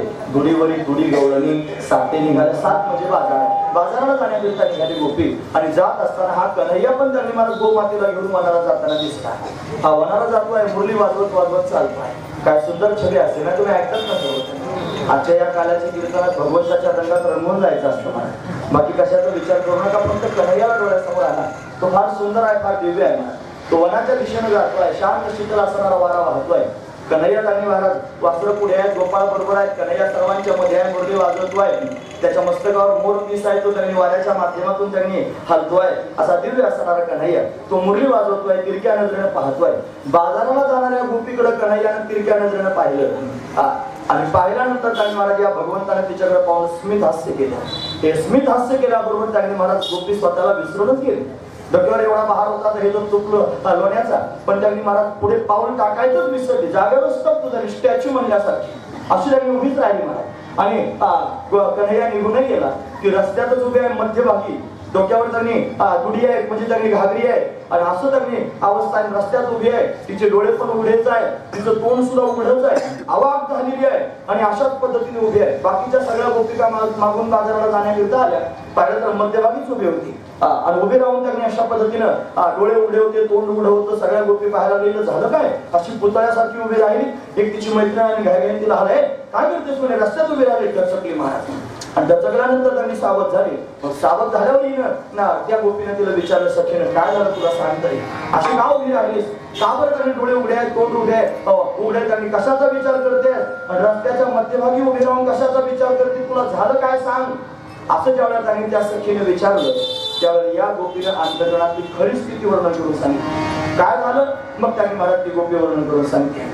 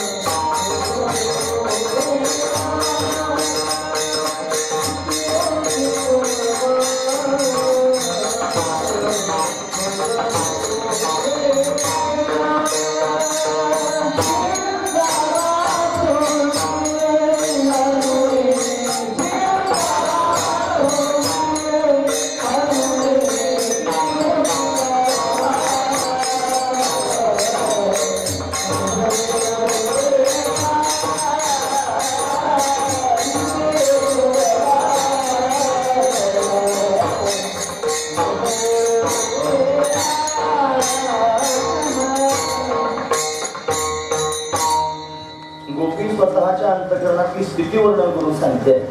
उभे राहिले रस्त्यातच आणि स्वतःला विसरली. काय झालं तुला म्हणून विचारलं. तिने सांगितलं, खरं सांगू मी सगळंच विसरून गेले. हे याती कुळ माझे गेले हरपून, याती म्हणजे जात माझं कुळ त्यांनी या सगळ्या गोष्टी मी पूर्णपणे विसरले. आता त्या श्रीरंगा वाचून नामत्या श्रीकृष्ण परमात्म्या वाचून मला अन्य काही आता काही दिसतच नाही. आणून येणे म्हणजे अन्य कोणी मला दिसत नाही. अजून एक अर्थ करायचा आणून येणे. परमात्म्या वाचून एक आणू सुद्धा मोकळा नाही. सगळ्या अणुरेणूत परमात्मा व्याप्त आहे हे पण म्हणायचंय. आणि आणून येणे म्हणण्याचं तात्पर्य देवा वाचून आता दुसरं मी काही जाणत नाही. तो देवच माझ्या चित्तात घर करून बसलाय म्हणून मला अशी अवस्था निर्माण झाली. आपण जरी परमार्थ करतो तरी आपल्याला अजून आपली जात कळते आहे, आपला वर्ण आश्रम त्यांनी करतोय, सगळ्या गोष्टी आपण मानतो. पण भगवंताचं प्रेम एकदा अंतकरणात उतरलं की त्या प्रेमामध्ये फक्त प्रेमास्पदच आठवतो. बाकीचं कोणी आठवत नाही. ज्याच्यावर आपण प्रेम करतो तोच आठवतो. मग त्यावेळेला जात लक्षात राहत नाही, धर्म लक्षात राहत नाही, पंथ लक्षात राहत नाही, कुळ लक्षात राहत नाही, गोत्र लक्षात राहत नाही. या सगळ्या गोष्टी विसरून जातात. या ती कुळ माझे गेले हरपून. तिला कन्हैयानं पाहिल्यानंतर बऱ्याच गोष्टी आठवल्या आणि त्या आठवल्या म्हणून त्यांनी मला भगवंताच्या संग सुखामध्ये त्यांनी तल्लीन झाली. तुम्ही ऐकतात ना सर्वजण? महत्वाचा मुद्दा सांगतोय. या गोपीला भगवंताला पाहण्याचा छंद लागला होता. त्या भगवंताच्या संगतीचं सुख प्राप्त करून घेण्याचा विचार अंतःकरणात होता. मग लढाई झाली होती. तिनं चांगली महाराज नदीवर धुणं धुवायला गेली. ती विसरून जावं. ते चिरेच वळी त्या धुता विसरली. ऊर्ध्व लक्ष लागले कृष्णमूर्ती अशी तिची अवस्था व्हावी. तिनं दात घासत असताना दंत धावनाचा मुखा माझे हात म्हणून तोंडातच बोट त्यांनी तासन तास तोंडात बोट घालून तिनं बसावं. तिला कन्हैयाच डोळ्यासमोर दिसतोय. ती त्यांनी मला घरातले भरलेले पाण्याची माठ पालखी करून त्यांनी कन्हैयाला पाहण्याकरिता भरला. ओलांडून निघता तरी घट मिस पाण्याची गोविंदाची जड देवाला पाहण्याकरिता जाते आहे आणि काहीतरी निमित्त करून देवाला पाहते. एक दिवशी तिनं असंच केलं महाराज. सर्वस्व त्यांनी सगळ्याचा विसर पडला, पतिसुताचा विसर पडला आणि सगळ्यांचा विसर पडला आणि कन्हैयाचा छंद लागला म्हणून त्यांनी वृंदावनात केलेली आहे. तुम्ही ऐकतात सर्वजण? महत्वाचा मुद्दा सांगतो. हा कन्हैया वृंदावनात जाऊन पोहोचला होता. सुंदर असणारा वृंदावन आहे. एवढे उंच उंच वृक्ष त्यांनी वृंदावनात आहेत की ते आभाळाला जाऊन खेचलेले आहेत महाराज. सूर्यनारायण त्या वृक्षांवर नाराज झालेला आहे. तो म्हणतो तुमच्यामुळे मला लवकर वृंदावनात प्रवेश करता येत नाही, तुमचा आभाळ आहे. एवढे उंच असणारे वृक्ष होते. त्या वृक्षांवर विहिरी त्यांनी उंच गेलेल्या आहेत. त्या विहिरीवर फुलं उमललेली आहेत. शांत शीतल असणारा वारा त्या फुलांवरून वाहतोय. त्याचा सुगंध सर्वत्र त्यांनी दरवळतोय. कन्हैया का उंच असणाऱ्या शिळेवरती जाऊन बसलेला आहे. तो त्यांनी महाराज मुरली वाजवतोय. गोमातेनं चारा खाल्लेला आहे की रवंथ करत कन्हैयाच्या जवळ येऊन अशा पद्धतीने बसलेली आहे. शांत शीतल असणारं पाणी यमुनेचं वाहत आहे.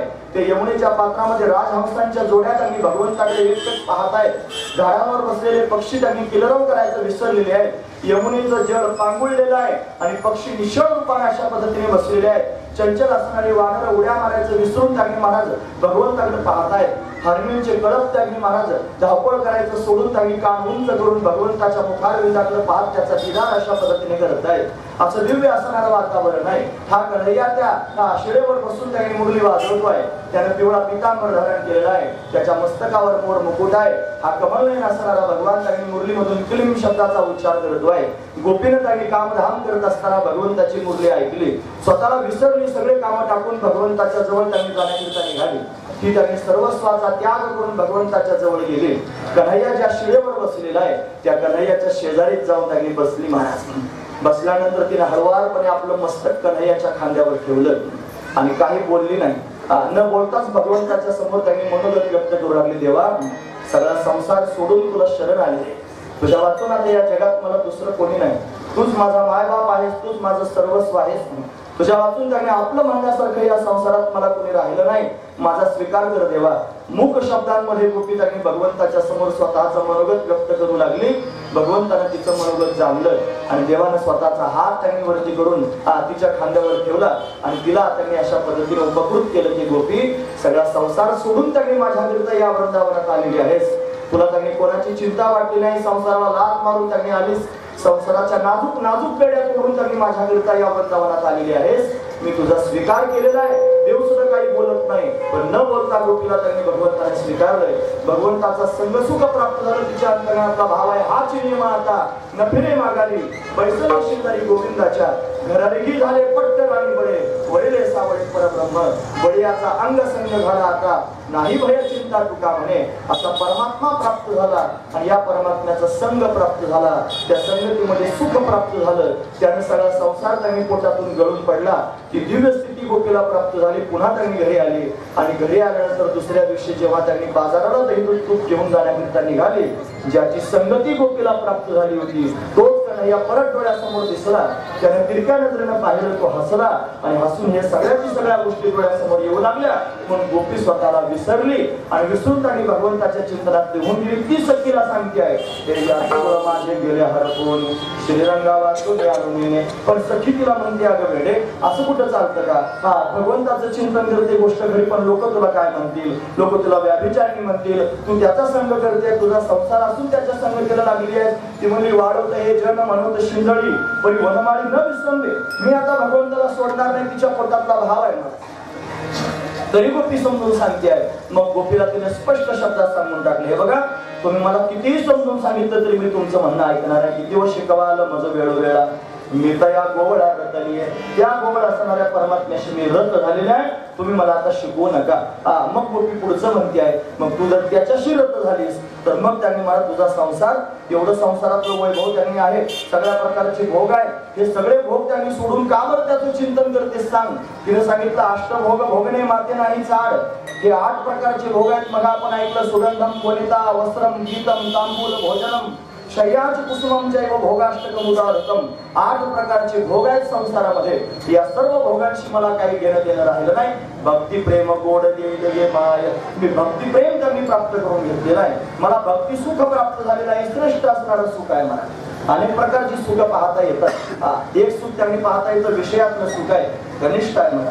त्याच्यापेक्षा श्रेष्ठ सुख आहे ते त्यांनी आत्मसुख आहे, ते श्रेष्ठ आहे. त्याच्यापेक्षा श्रेष्ठ असणारं सुख आहे ते ब्रह्मसुख आहे. आणि त्याच्यापेक्षा श्रेष्ठ असणारं सुख जर कोणतं असेल तर ते प्रेमसुख आहे. पण प्रेमसुख माझ्या जीवनामध्ये मला प्राप्त झालं. आता बाकीच्या कोणत्या गोष्टींची आवश्यकता शिल्लक राहिली नाही. म्हणून तर मी त्यांनी भगवंताशी रद्द झालेली आहे. आता तुम्ही मला कितीही समजून सांगितलं तरी सुद्धा मी त्याच्यापेक्षा वेगळी होऊ शकत नाही. तो परमात्मा माझ्या जीवाचा जिव्हाळा आहे आणि काही केलं आता मला त्याला वेगळं करता येत नाही. अभंगाच्या शेवटच्या चरणात त्यांनी मौली वर्णन करून सांगितलं.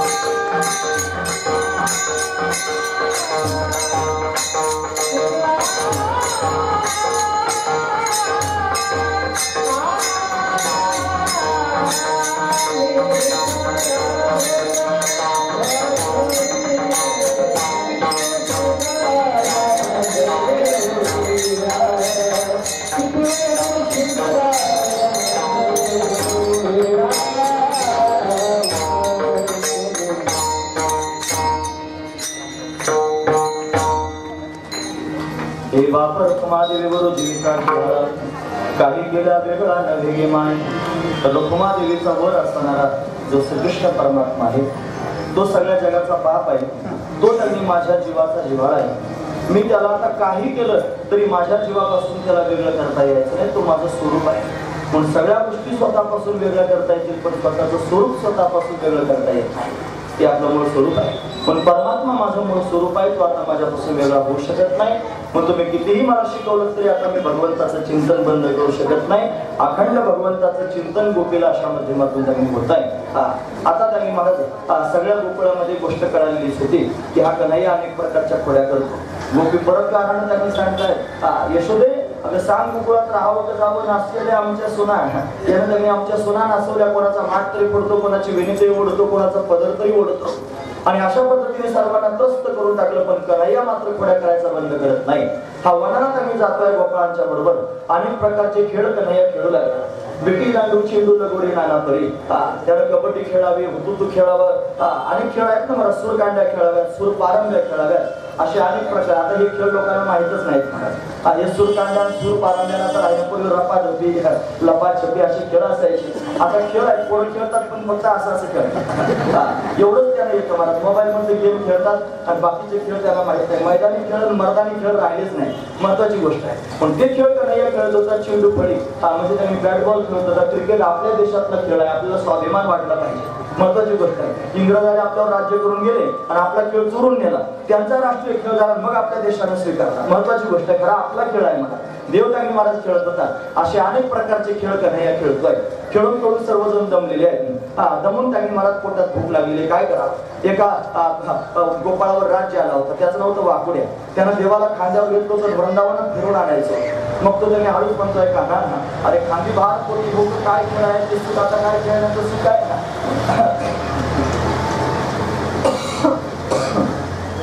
खेळ मुळावा परत. मग खेळ मुळायचं ठरलं. मग देवाला त्यांनी अशा पद्धतीनं खाली उतरून सर्व गोपाळांना एकत्र केलं. खडकावर जाऊन त्यांनी भगवान बसला. सगळ्या गोपाळांच्या शुभे त्यांनी सोडल्या. पानांचं द्रोण तयार केलं. त्या सगळ्या शुभे एकत्र करून त्याचा काला केला. पानांच्या द्रोणामध्ये त्यांनी अशा पद्धतीने काला घेतला.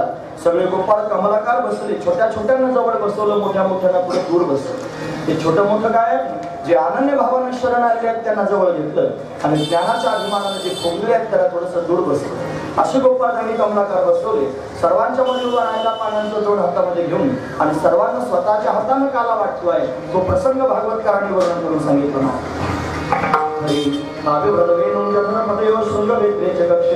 वामी पानो मश्वन कवलम तत्फला नेंगुलीषु तिष्ठन्मध्ये स्वपरिसुरधो हास्यनर्मविस्वय स्वर्गे लोके मिशति बहुजे यज्ञ भोपाल केली.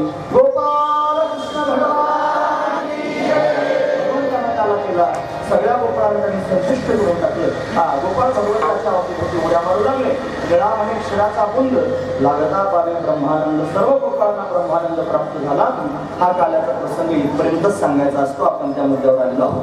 12:30ला थांबेल असं आपलं त्यांनी ठरलं होतं. अजून 2 मिनिटं 12:30ला कमी आहे. म्हणजे त्या वेळात बरोबर दयानंदी आता फुटणार आहे. म्हणून त्याने सर्व गोपाळ संतुष्ट आहेत. काला दोघांमध्ये होतो. देव आणि भक्तांमध्ये. देव कीर्तनामध्ये उभाच असतो. फक्त भक्तांची गरज आहे. भक्त म्हणजे त्यांनी मला कोण जे वैष्णव निके वैष्णव आहे अशा निक्या वैष्णवांबरोबर देव कालातागणी करत असतो. 3 प्रकारचा काला, दहीलाहीचा काला, हरिनामाचा खिचडी काला आणि जीव ब्रह्मैक्य ज्ञानाचा काला. दहीलाहीचा काला जर प्राप्त झाला, यात एक शीत जरी प्राप्त झालं तरी त्याचा परिणाम काय होतो तर हरिनामाचा काला प्राप्त होतो. हरिनाम घेण्याची उर्मी तयार होते. एरवी स्वतःहून हरिनाम घेणं वेगळं आणि आपोआप तोंडाला नाव देवाचं येणं ही गोष्ट वेगळी आहे. हा काला जर खाल्ला तर आपोआप देवाचं नाव